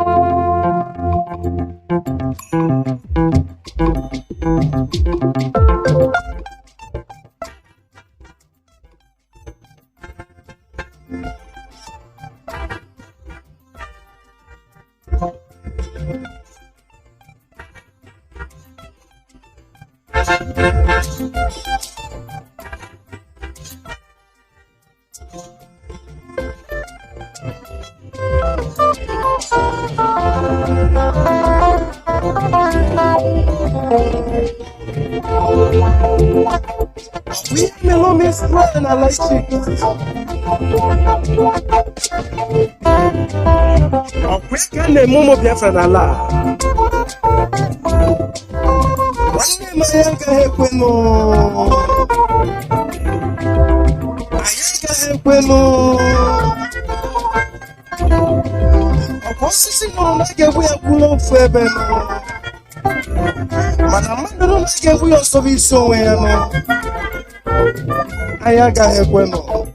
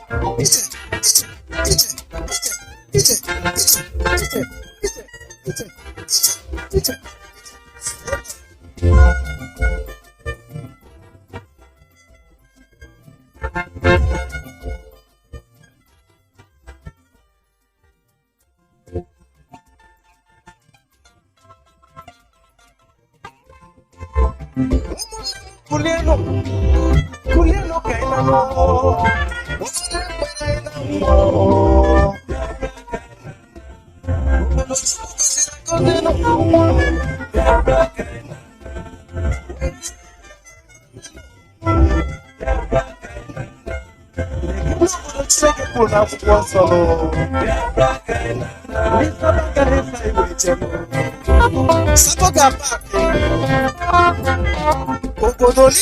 No one at Biafra.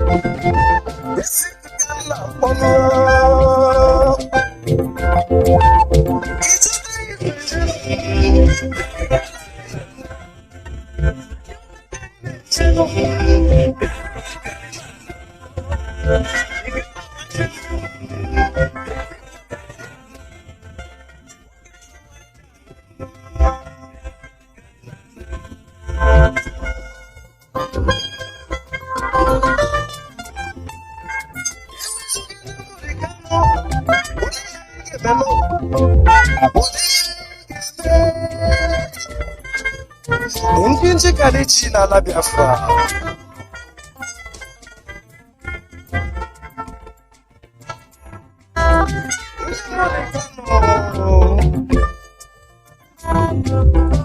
Amadike one of Biafra.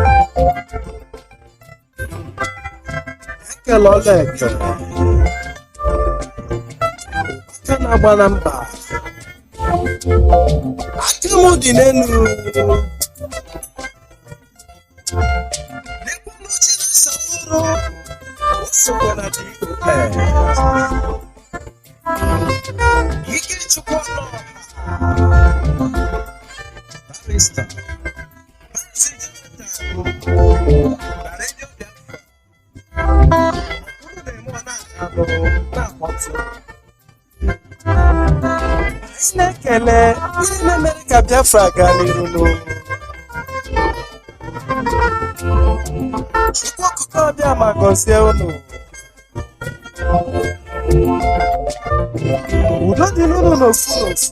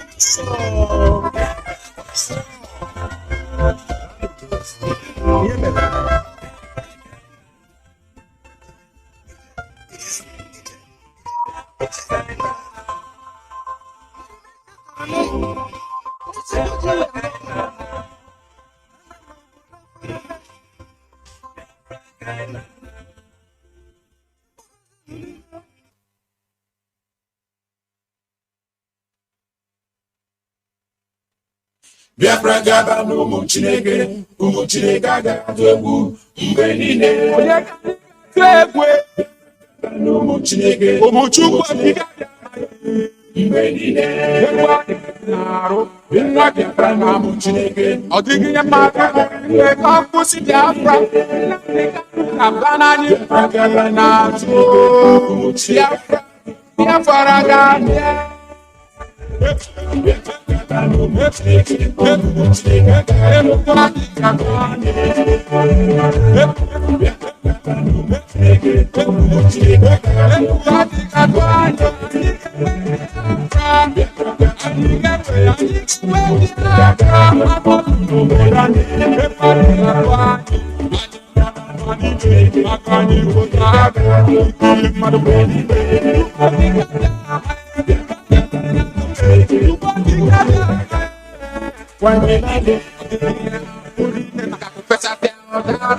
Tinye nwata were nwata Nnamdi Kanu gaba n'ihu na-eme nzọbụ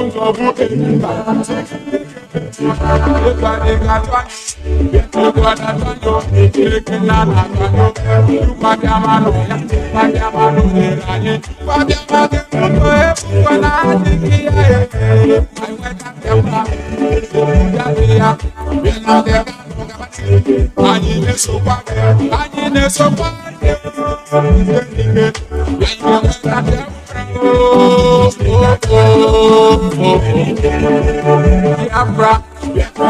Biafra ụmụ Chineke jise n'ike Chineke na ụnụme eke na n'ike ike karịrị ike ka anyị wee merie ekwesị.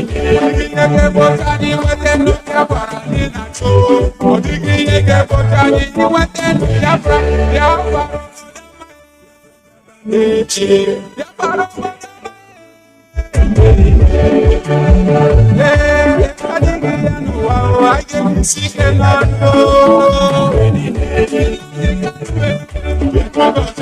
Ọ dịghị ihe ga-egbochi anyị nweta ndụ Biafra ndị chọrọ imepụta ndụrụ pụta o ka nwere n'ụwanyị ndị opụta ndị ọma n'imepụta o nọrọ n'ụwa ka nwere n'ọtọbiti nwere n'ụwanyị o ihe mmadụ obibi maka na Chineke nnakwanyị na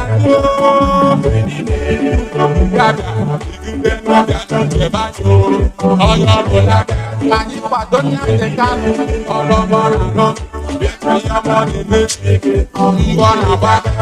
onyere anyị aka ka anyị nwere nwanyị n'aka ndị Hausa, ka anyị nwere nwanyị n'aka ndị Fulani, ka anyị nwere nwanyị n'aka Yoruba ye, I nwere n'ụwanyo n'aka Naịjirịa. Ọbụla pụta ka anyị kwado ya. Ọbụla dị ike anyị na-edide kwado. Ịjọ niile a na-atụ biko pụta. Ndị Igbo niile a na-atụ n'ọjọ ọbụla biko pụta. Ka anyị kwado ya. Ọlụ Chineke na-enyere aka mgbe niile. Ọbụla dị ike na anyị ga-enweta n'ụwanyo. Anyị ga-enweta n'ụwanyo. Ọbụla pụta. Anyị ga-ese n'ike. Anyị kwado ya. Afrịka nọ n'ahụ. Ngọ na-agba onye ọbụla aka. Anyị kwado Nnamdi Kanu. Ihe ọma na-eme maka anyị. Ngọ na-agba Chineke na-agọzi onye ọbụla. Anyị nwere n'ụwa nke ọ na-apịa onye ọbụla biko kwado Nnamdi ife ọ na-eme. Biko ma ọ dịkwa dịka onye ga-akwụrụ anyị. Kwadiama na onyere anyị n'ihe ọma anyị na-eme. Kwadiama na onyere anyị na n'ụbọ ka anyị na-agba. Onye ọbụla pụta ka anyị kwado n'ude ebe obi ndị ọma ha na-eme ka anyị kwado n'ahụ.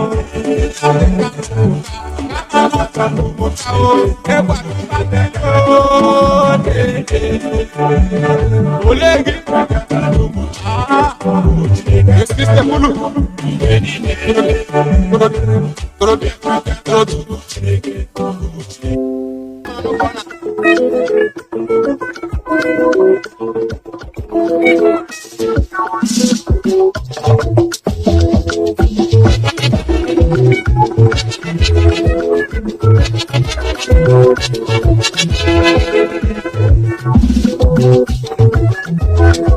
Biafra mama no abịakwala m ọzọ mana eji m ajụjụ bịa anyị na ndị ugwu anyị abụ n'ofu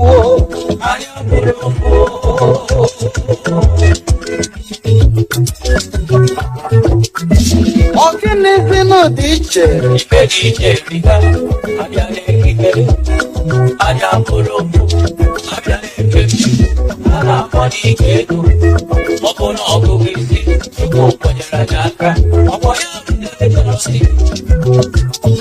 ọzọ bụ na mkpakọ ọbara atụka anyị nwere nsọ anabịa nsọ ya nsọ anyị abụrụ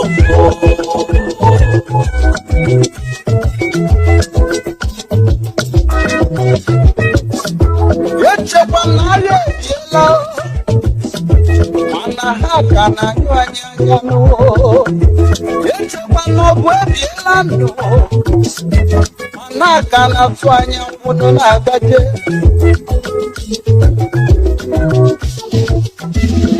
oke ala m egburu anyị afọ anyị rapụrụ Chukwu ndị ugwu ebebe anyị afọ anyị rapụrụ Chukwu headmen ekwubenu afọ anyị ibibe anyị ga-atọ n'ibe agwa anyị ga-atọ n'agwa alili anyị ga-atọ n'ihi osu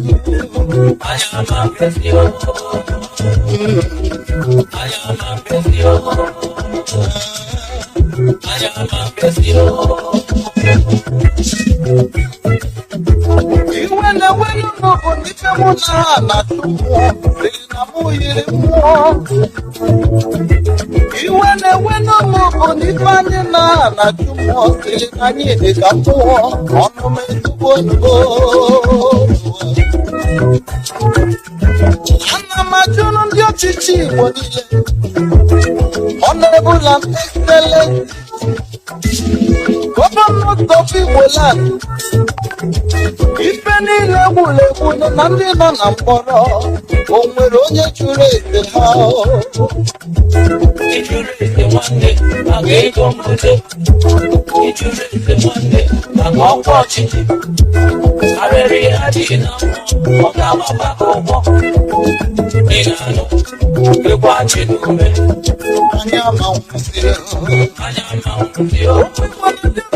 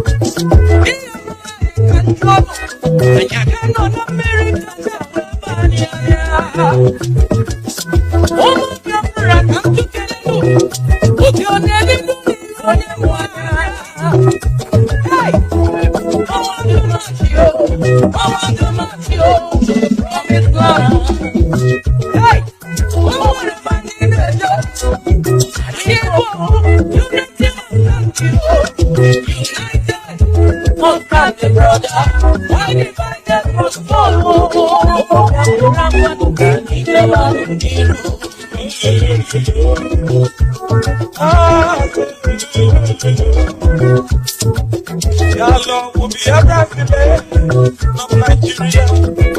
Ejebiola, Alajeje, Belongalo Nyalele, Alawido Malele, Yalo will be a Biafra, we are not Nigeria.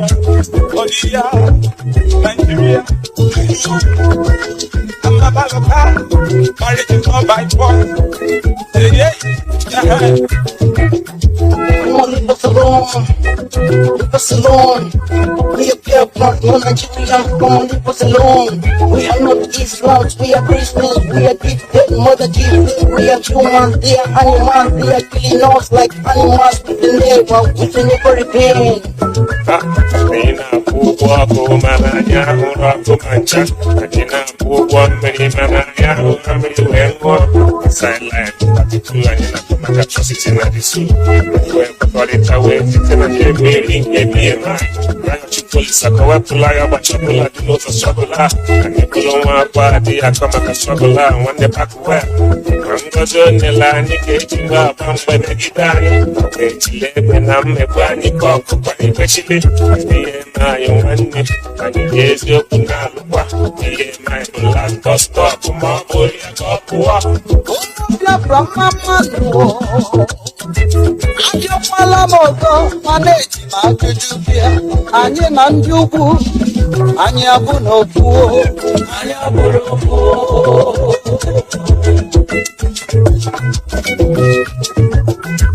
Ọgịnịzi n'ụdị iche Ike dị iche biga Abịa n'ekike Anyị abụ n'ofuo Abịa n'efe mchukwu A na-akpọ n'ike elu Ọ bụ na ọgụgụ ike Igbo kwenyere anyị aka Ọkwa ya butere jealousy Ọzọ bụ na mkpafọ ọbara atọka Anyị nwere nsọ Ala Biafra na-atọ ya nsọ Anyị abụ n'ofuo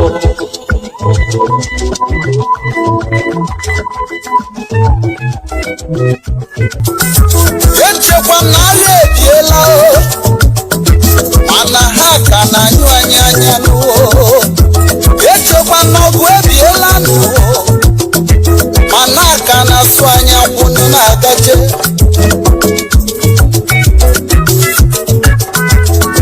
Oke ala m egburu anyị asị anyị rapụrụ Chukwu Ndị ugwu ebebe anyị asị anyị rapụrụ Chukwu Herdsmen egbubenu asị anyị tibe Anyị ga-atọ n'ibe agwa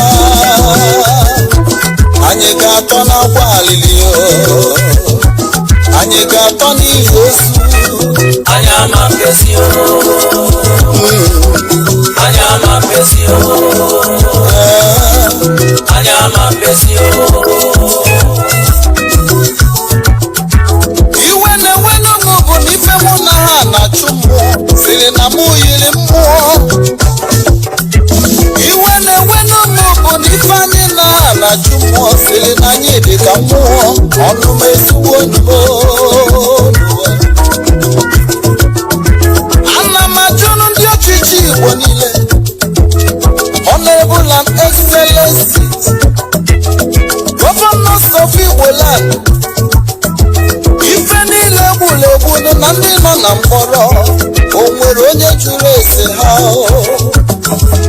Ijuru ese nwanne maka ego mbute Ijuru ese nwanne maka ọkwa ọchịchị Arịrị ha ji na mmụọ ọ ga-agbakwa gị ụgwọ Ị na-anụ ekwe achị n'ume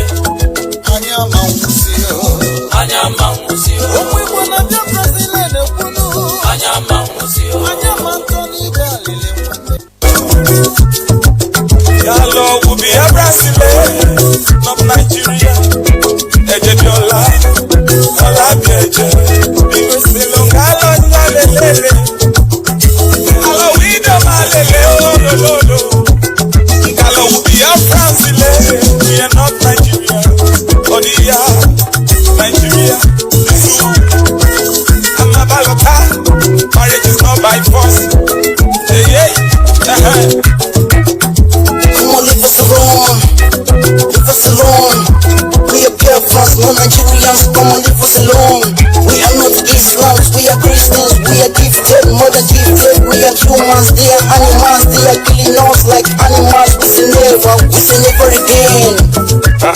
Anyị na-akwụ ụgwọ ọkụ mana anyị ahụrụ ọkụ ma ncha. Anyị na-akwụ ụgwọ mmiri mana anyị ahụrụ mmiri wee ṅụọ. Silent 32 anyị na-atụ maka atrocity na the zoo. Wee kwekọrịta wee site na nje mmiri nke BMI. Riot police akọwepụla ya ọgbachi ọbụla dị n'ụzọ strọgụl a.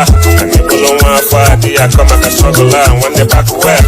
Ma ngozi o nyere anyị ga-eji wee agba mgbe megide anyị. Ma wee jile egbe na mmegbu anyị ka ọkụkọ anyị kwechili. Ihe eme anyị nwanne anyị ji eziokwu na-alụkwa. Ihe eme anyị bụ last bus stop ma ọ bụghị ya ka ọ pụọ. Ụmụ Biafra mama nụ abịakwala m ọzọ mana eji m ajụjụ bịa. Anyị na ndị ugwu anyị abụ n'ofu anyị abụrụ ofu.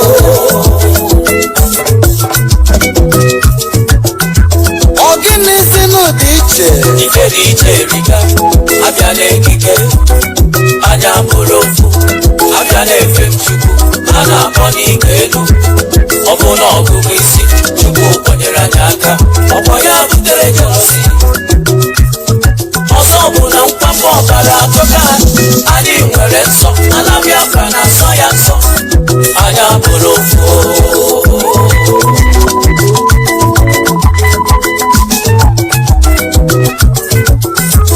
echekwa m na agha ebiela mana ha ka na-anyụ anyị anya n'ụọ. Echekwa m na ọgụ ebiela nụ mana ha ka na-asụ anya kwụnụ na-agaje.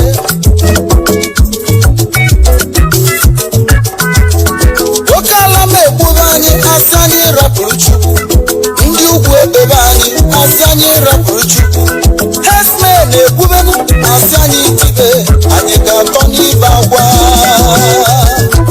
anyị ga-atọ n'agwa alili anyị ga-atọ n'ili ozu. Anyị ama mpesi anyị ama mpesi anyị ama mpesi.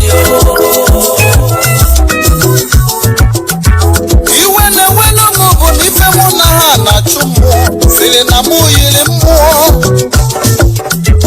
Iwe na-ewelu m bụ na ife anyị na ha na-achụ mmụọ siri na anyị dị ka mmụọ. Ọnụ m ezigbo onubo. Ana m ajụrụ ndị ọchịchị Igbo niile Honorable and Excelency Governors of Igbo land, ife niile egbulegbu na ndị nọ na mkpọrọ o nwere onye jụrụ ese ha.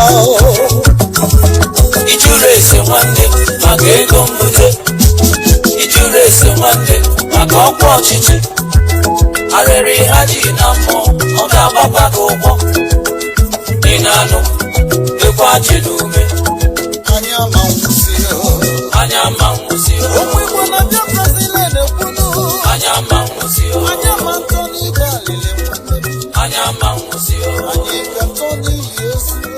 anyị ama nwụsị anyị ama nwụsị. Sure.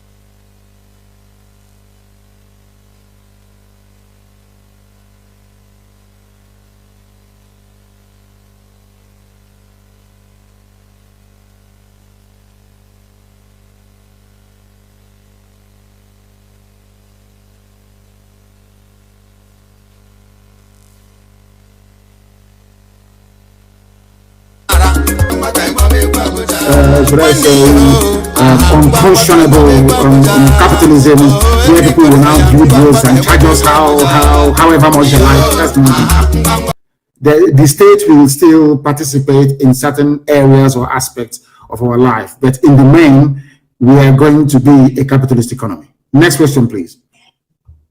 All right. Thank you very much for that, sir. I will take my time and listen to it again when the broadcast finishes. The next question is this: you said that there will be no guns in Biafra land. That even the police will not have guns. That we're going to run a society that will be gun free in order to pass a society free of guns and peaceful. Yes. But let me remind you that in those days of during the time of Hitler couldn't invade Switzerland because most of the citizens have guns. What if we have a kind of who knows, we are doing it for the best, as in what we think that is the best for our people now, but something might arrive tomorrow or something might come up tomorrow that will rebel against the people or be a threat to the people, that the people have to defend themselves, that their government may be kidnapped or hijacked. You don't know what will happen tomorrow. Is it not better for every citizen to be mandated to have a gun with stringent rules than to be defenselessly hoping for our government to defend us? What if something goes wrong in the future that will warrant that the citizens have to stand up, just like the situation that we find ourselves now? Now, yes, in a normal situation, when the zoo Nigeria breaks up, to the east, we are going to have our Amazonian brothers to the east. To the west, our Oduduwa brethren. To the north, we are going to have the Middle Belt or Kwarafa Kingdom or whatever you call it. Even if you look at the history of Africa, we are not known for invading each other because we are tribal beasts by nature. We don't go outside the boundaries of our tribe to go and invade somebody else. Nobody is going to come to invade us unless Britain wants to come by air to invade us or to come by sea. So I do not see any external aggression per se, bedeviling Biafra. I may see foreign invasion. The reason being why we cannot have guns everywhere is because we're a bit funny. Our people, we're a bit funny. If we have a police with gun running all over the place, the same zoo mentality will go into us. But we are going to have compulsory military training for every citizen. If you want the model that I would prefer, look at the Israeli model, for instance. When it comes to setting up our defense, we are going to adopt the Israeli model. Everybody is going to be trained. Once you live in the outlining areas where there are palpable threats, then everybody will be armed. But inside, nobody is going to be armed. That's what I'm saying. Only those who are legally required to do so, because we don't want dictatorship in Biafra land. I don't want tomorrow maybe you become the prime minister of Biafra, you send troops to go to Ikotep and open fire. It's not going to happen because there will be no troops to send there to go and open fire on anybody. That is why they cannot have guns. But in all our outlining military posts, our garrison, in all the garrison towns, of course, are going to be guns. Our armies will be well equipped, but we are going to have more in reserve than the regular army. Exactly, is a good thing you mentioned Switzerland. In terms of the response of the populace, we have the Swiss response, yes, where everybody is trained to have a gun, but they are not. We have armories where citizens can go in and take guns once we are under threat. But if you are not under any external threat, then it's not going to happen. But if anybody thinks they're going to be the prime minister of Biafra and you issue order, when people are protesting, you issue order, go and shoot them, police barricade, all that rubbish will not happen. People are going to protest.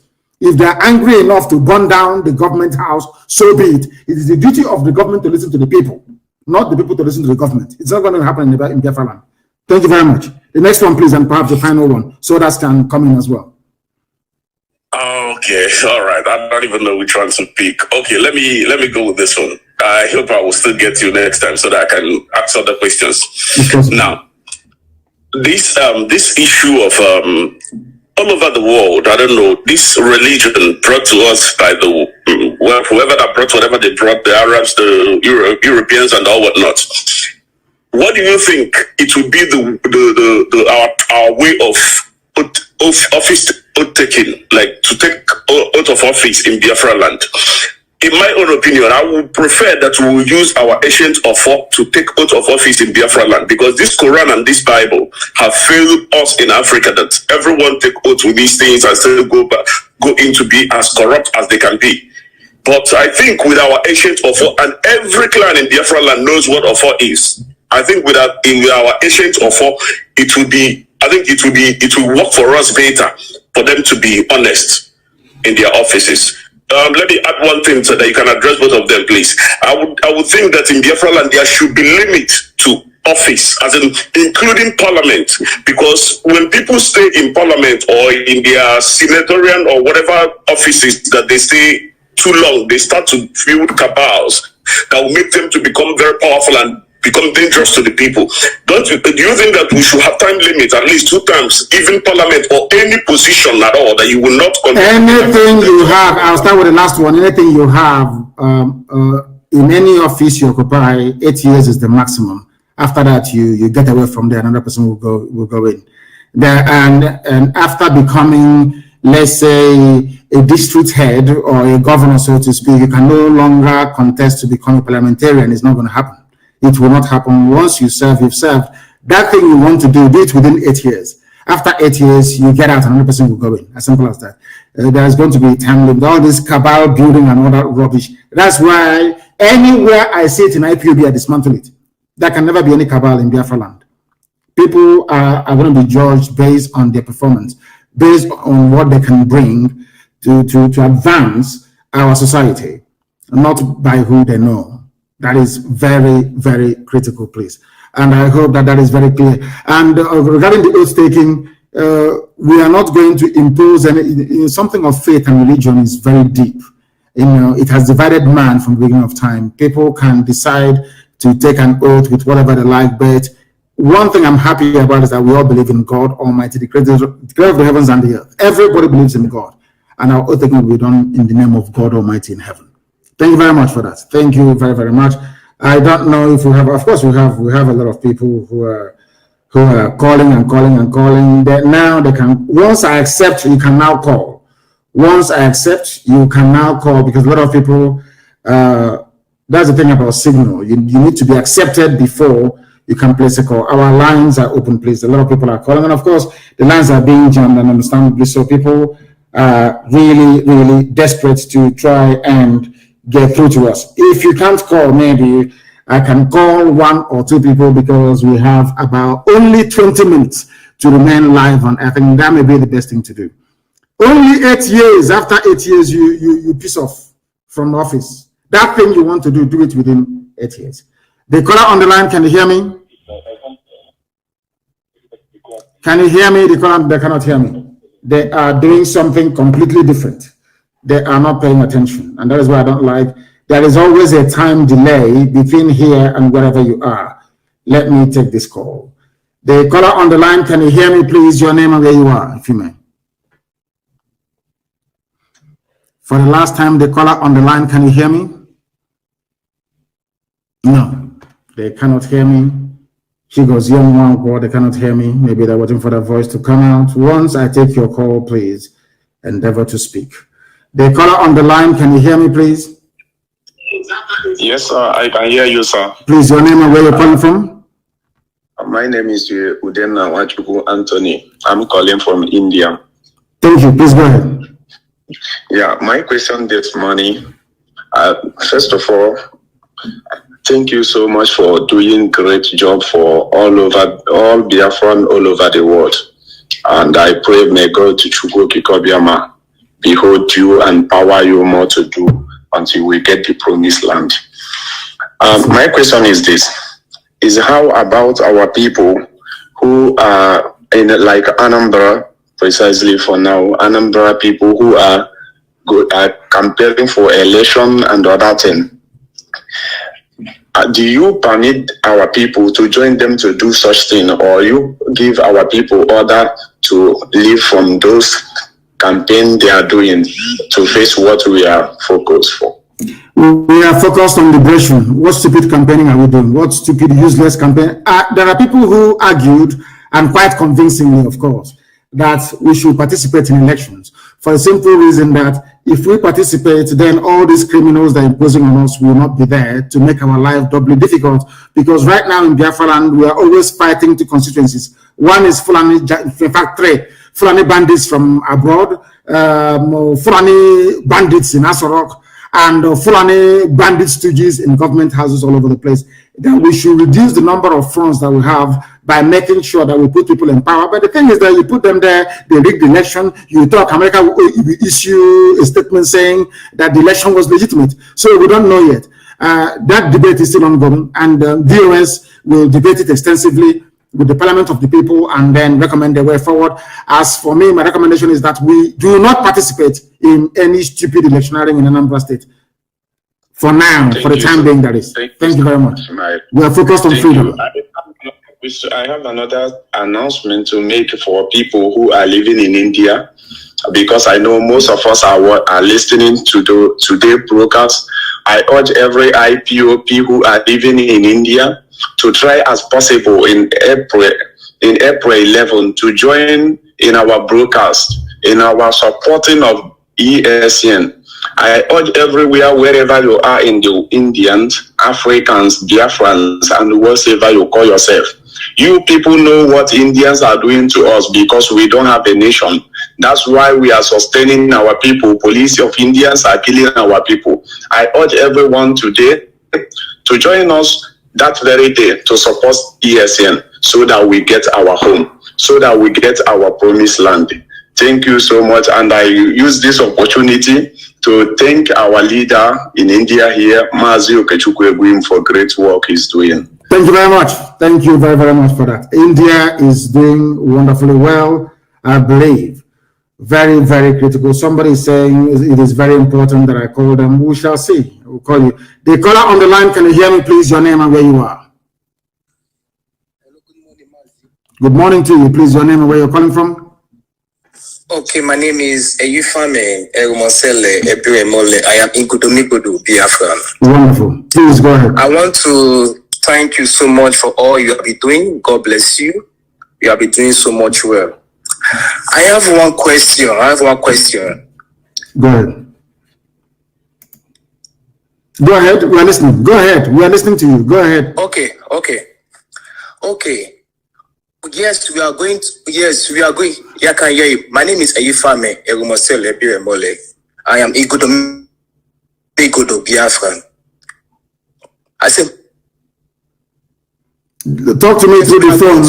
Don't talk to me. Listen, talk to me through the phone, not through your listening device, because there's a delay. The speed of sound is about 800 something odd miles per second. So I'm very, very far from you. Before you can hear my voice on the system, it will take a few seconds. But on the phone, it is direct. As you can hear me, the world is hearing you. Please go ahead and say what you want to say. Okay, we are going to have a referendum. And in Gudomigodo, we are kind of divided. Some say they want Biafra, and some say they don't want Biafra. So what if those... Go ahead. Can you hear me? His line is breaking. Yeah, go ahead. I can say like those of us that want Biafra. Yes. What if the votes that doesn't want Biafra is more than those of us that want Biafra? So now Biafra has been restored. Are we going to have a new Igudomigodo in Biafra land? Since we are divided. Some say want Biafra, some say they don't want Biafra. So those of us that want Biafra, we're going to live in Biafra and form our own Igudomigodo and leave our borders behind. So that's my question for this morning. Then I'll answer it this way. You campaign and you go to a referendum and it goes, people, the majority says they don't want Biafra. Then Igudomigodo will not be part of Biafra. Because the majority will always carry the vote. It's one man, one vote, one woman, one vote. If that is it is your responsibility and duty to campaign, that is where you have a campaign to win more people over. But I do know that if there is a referendum today, people will opt to come, Igudomigodo will opt to come with Biafra. I know that for sure, because they know that Biafra is the light of Africa and indeed the light of the world. They want to come with Biafra, of course. So don't be too despondent. But in the case where Igudomigodo turns to and says they don't want Biafra, then we have to respect the wish of the people. Whatever they want is what we're going to give to them. Then people like you can now migrate towards the same Edo. I think Ibuakre is naturally Biafra anyway, which is Ebanke. Then you move slightly to Ebanke to be part of us. As simple as that. And I'm sure Ubiaja, which is Eshan, will come with Biafra anyway. Yes, so you're talking about the main Bini Kingdom itself, inside Bini City, Bini Kingdom itself, inside Bini City. That's entirely up to them where they want to go. But I do know for sure that Isoko, Urobo will come, Ubiaja will come, and all the other outlining ethnic groups, they will come with us. That's what I know for sure. I'm not sure that Bini City itself would come, because Biafra will be a republic only if some special arrangements can be reached, because Biafra is going to be a republic in every way. Every man must be born equal before God and before the law. Okay? Okay. Thank you very much. Thank you so much. Thank you very, very much. Igodomigodo is also with us, of course. Biafra is every. Forget about all the nonsense that some idiots we are Aborigine of Cross River and of this. I feel sorry for them, but men at work, even in Akwa men at work. Biafra is everywhere. There is nothing anybody can do about it. Are they going to arrest us? Yes. Are they going to do all these things? Yes. But in the end, Biafra will come. And as they're arresting us, we're also arresting them. Mind you, we're also arresting them. And in the fullness of time, you will see evidence of that. They call on the line. Can you hear me? Yes, I can hear you, Mazi. Good morning from India. Good morning to you. My name remains Mazi Nwachineke. Mazi, I don't have a question. I just have an announcement to make. Though one of our brothers from India called, but Mazi, the reason why I'm calling is to urge you, because to be honest, we are putting work on the ground regarding our fundraising event on the 11th of April 2021. That is next week, Sunday. And Mazi, the fact is that we can't have that event without you speaking to IPOB or Biafrans in India. All of us are eagerly waiting. A lot of work has been put. Our brother that called thanked our national coordinator, Mazi Nwachineke. We are doing marvelously well to bring everybody of Biafran origin, all the communities of Biafran origin, we are reaching to them and make sure that everybody is involved in that event. Mazi, this event will mark the beginning of IPOB in India, because we want everybody that is a Biafran here to be an IPOB member. That is our target. So speaking to us that day, communicating to Biafrans that day live will mark the start of whatever we are going to do from here. So it's on Sunday, the 11th of April 2021. We can't afford to not having you speak to us that day. That is all I have to say. And as well, I'm urging every Biafran individually, collectively, and otherwise to be part of that event. We have to get prepared, because this is the only thing that if we lose ESN, if ESN fails, we have failed. And at this time, we cannot afford to fail. That is all I have to say. Thank you very much for that, and I'm sure our people now understand it, unless they want to be refugees in Amazonia. And in Amazonia, there's also a war going on there. Unless maybe we want to go into the sea and drown. You know, if you don't support ESN, the next option is that you go, they will take your land from you and you go on exile. If in doubt, ask my Yoruba brethren, they will tell you, those of them who are in the Republic. The caller on the line, can you hear me? No. They are not paying attention. I don't want to be listening to my voice. I do not have the desire nor wish to listen to my voice. Let me take this call. The caller on the line, can you hear me? Yes, Mazi, I can hear you. Good afternoon, sir, my leader. Good morning from here. Your name and where you're calling us from? Yeah. My name is Mazi Nwachineke. You're calling from Cambodia. From Cambodia, please go ahead. Yeah. Mazi, I just want to appreciate you for the good work you have been doing for us. I just want to also contribute to the person that was asking about the people from the people that disagree to go with Biafra. The Biafrans will be more than them that accept that they are Biafrans.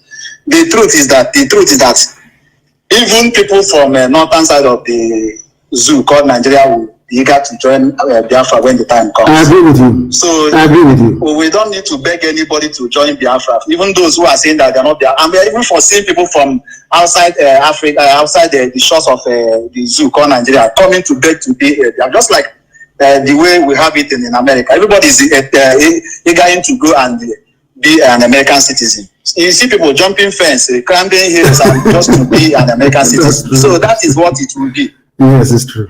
We don't need to worry ourselves or bother ourselves about who will become a Biafra or who wants to be or who is not. So they should not worry. Just like you told them, all they have to do is just to campaign, sensitize them, tell them the things that they want to hear, let them know the truth. On that day, if they say that they are not Biafran, let them be. At a time, they will still beg to become a Biafran. So we are not begging anybody. So thank you so much for having you allow yourself for God to use you to liberate our people. So we will be praying for you, and we are also praying for ESM, and we are also praying for those unknown government who are making us proud, even though they are attributing their work to ESM, which we know that those are Pharisees. They are just making up things that are not worthy to listen to. So that is my conclusion, Mazi. Thank you, and God bless you. Thank you very much, and God bless you. You even answered the question more than myself. You answered the Godomi referendum question better than I did, and I thank you for that. I thank you for that clarification, bringing clarification to what we are doing. I have a caller on the line, please. Your name and where you're calling from. Praying for you. They are also making the same mistake they have always made the same mistake they have always made. The same mistake they have always made. People are calling us. If you may not be able to reach us, then I shall endeavor to go to you. When your phone rings, then pick it up. The caller on the line, can you hear me, please? Your name and where you are. Hello. Yes, please. Your name and where you are. Hello? I can hear you for the last time. Your name and where you are. Yes, please. My leader, my lord. Good morning, sir. Good morning to you. I'm calling from Italy. From Italy. My name is Austin. Austin, from Italy. Yes. My name is Austin. So I want to know my side where I come from Asia. Are we fully Biafra? Yes. I want to confirm from you. Ubiaja is fully Biafra. Ubiaja is fully Igbo. Go and do your research very well. For the name is Ubiaja, not Asian. Ubiaja is the name. Okay, I'll be doing my research. Yes, do your research very well. Thank you. I call you Lord. I call you Jesus. You are our Jesus. You're kind. Thank you very much. Thank you. Thank you very, very much. Thank you very much for that. When you call, please endeavor to switch off your systems and speak to me through the phone. If you can hear my voice over the phone, if I can hear yours, that means that the whole world is also hearing your voice as well. Brother from Ubiaja. Ubiaja is pure Igbo. They call it Asian. Ubiaja is the name. Please go and check. The caller on the line, can you hear me? Yes, the caller on the line, Hello? Can you hear me? Yes, can you hear me? Yes, I can hear you, sir. Please, your name and where you're calling us from. Yes, my name is Mbada Tochi from Netherlands. I'm calling you because of what is going on in Ebonyi State. Yes. Go ahead. So, the Umahi is trying to divert the attention of the people from what he's doing to our people there.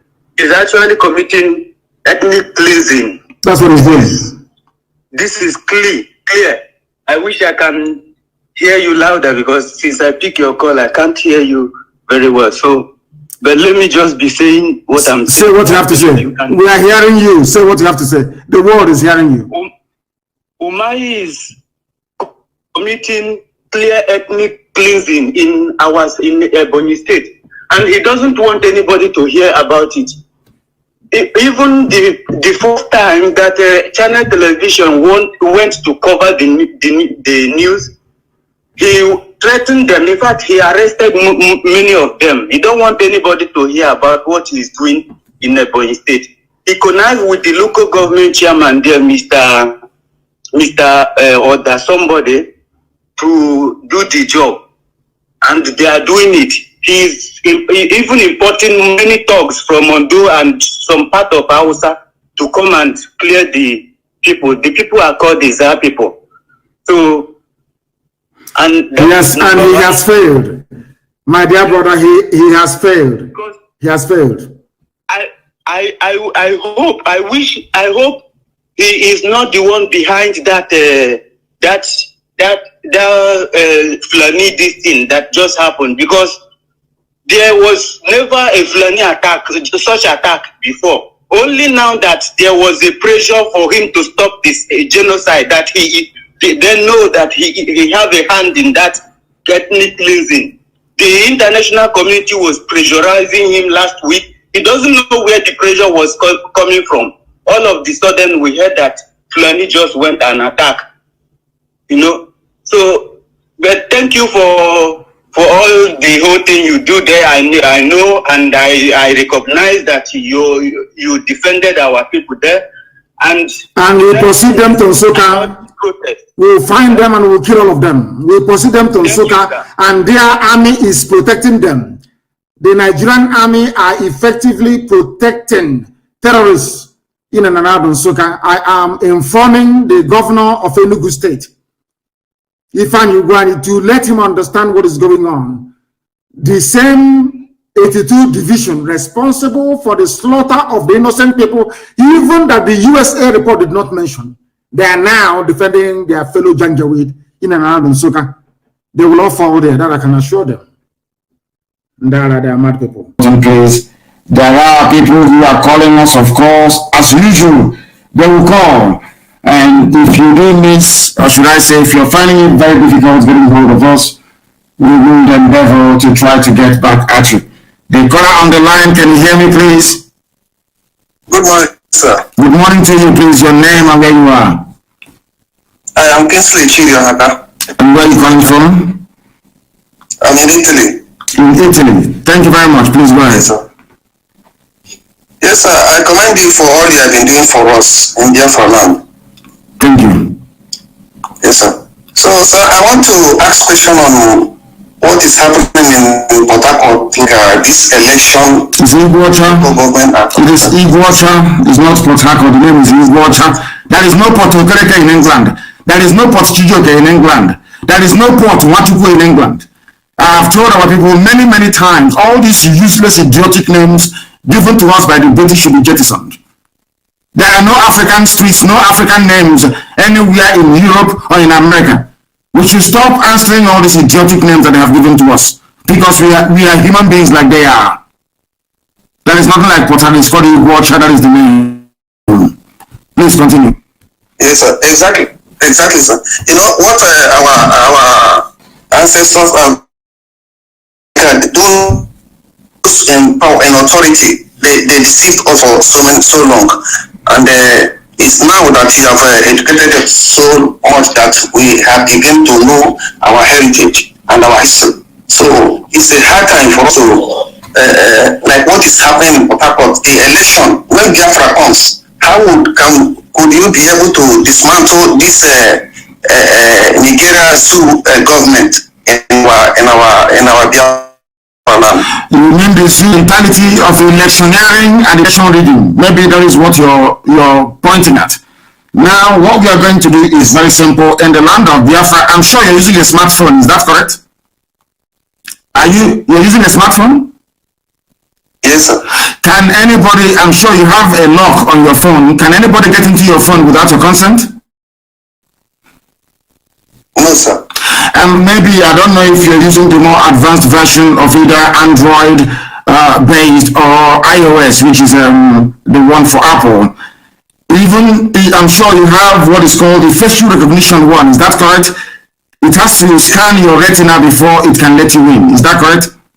Yes, that's... You see, to have a very credible, safe elections is very, very easy. It is just because either people are lazy or they prefer to should I say, use a system that is easier or that will be easier for them to rig or to maneuver. If you have anybody can vote with their phone if you register, for instance, and nobody can access your phone. If you vote, we know you voted because your retina will be scanned before you vote. You can vote with your ordinary iPhone or ordinary smart Samsung phone or any other advanced phone for that matter. You can vote with it. Because no other person can get into your phone. We know that the phone is yours. In the zoo, they have NIM registration, they have SIM registration, they have what is that other useless one that they have? VPN or BVN, whatever registration. They know who is who. If they want to have a credible election in the zoo, people can vote from the comfort of their homes. They don't have to go to a polling station. Because my phone that I'm using, you cannot get into my phone. It will scan my eyes before to allow me to access it. And the retina is only you, just like fingerprint, only you that has it anywhere else in the world. It's unique to you. In the land of Biafra, we're not going to have all this nonsense. We're going to have high-tech based election system. That's what we're going to have.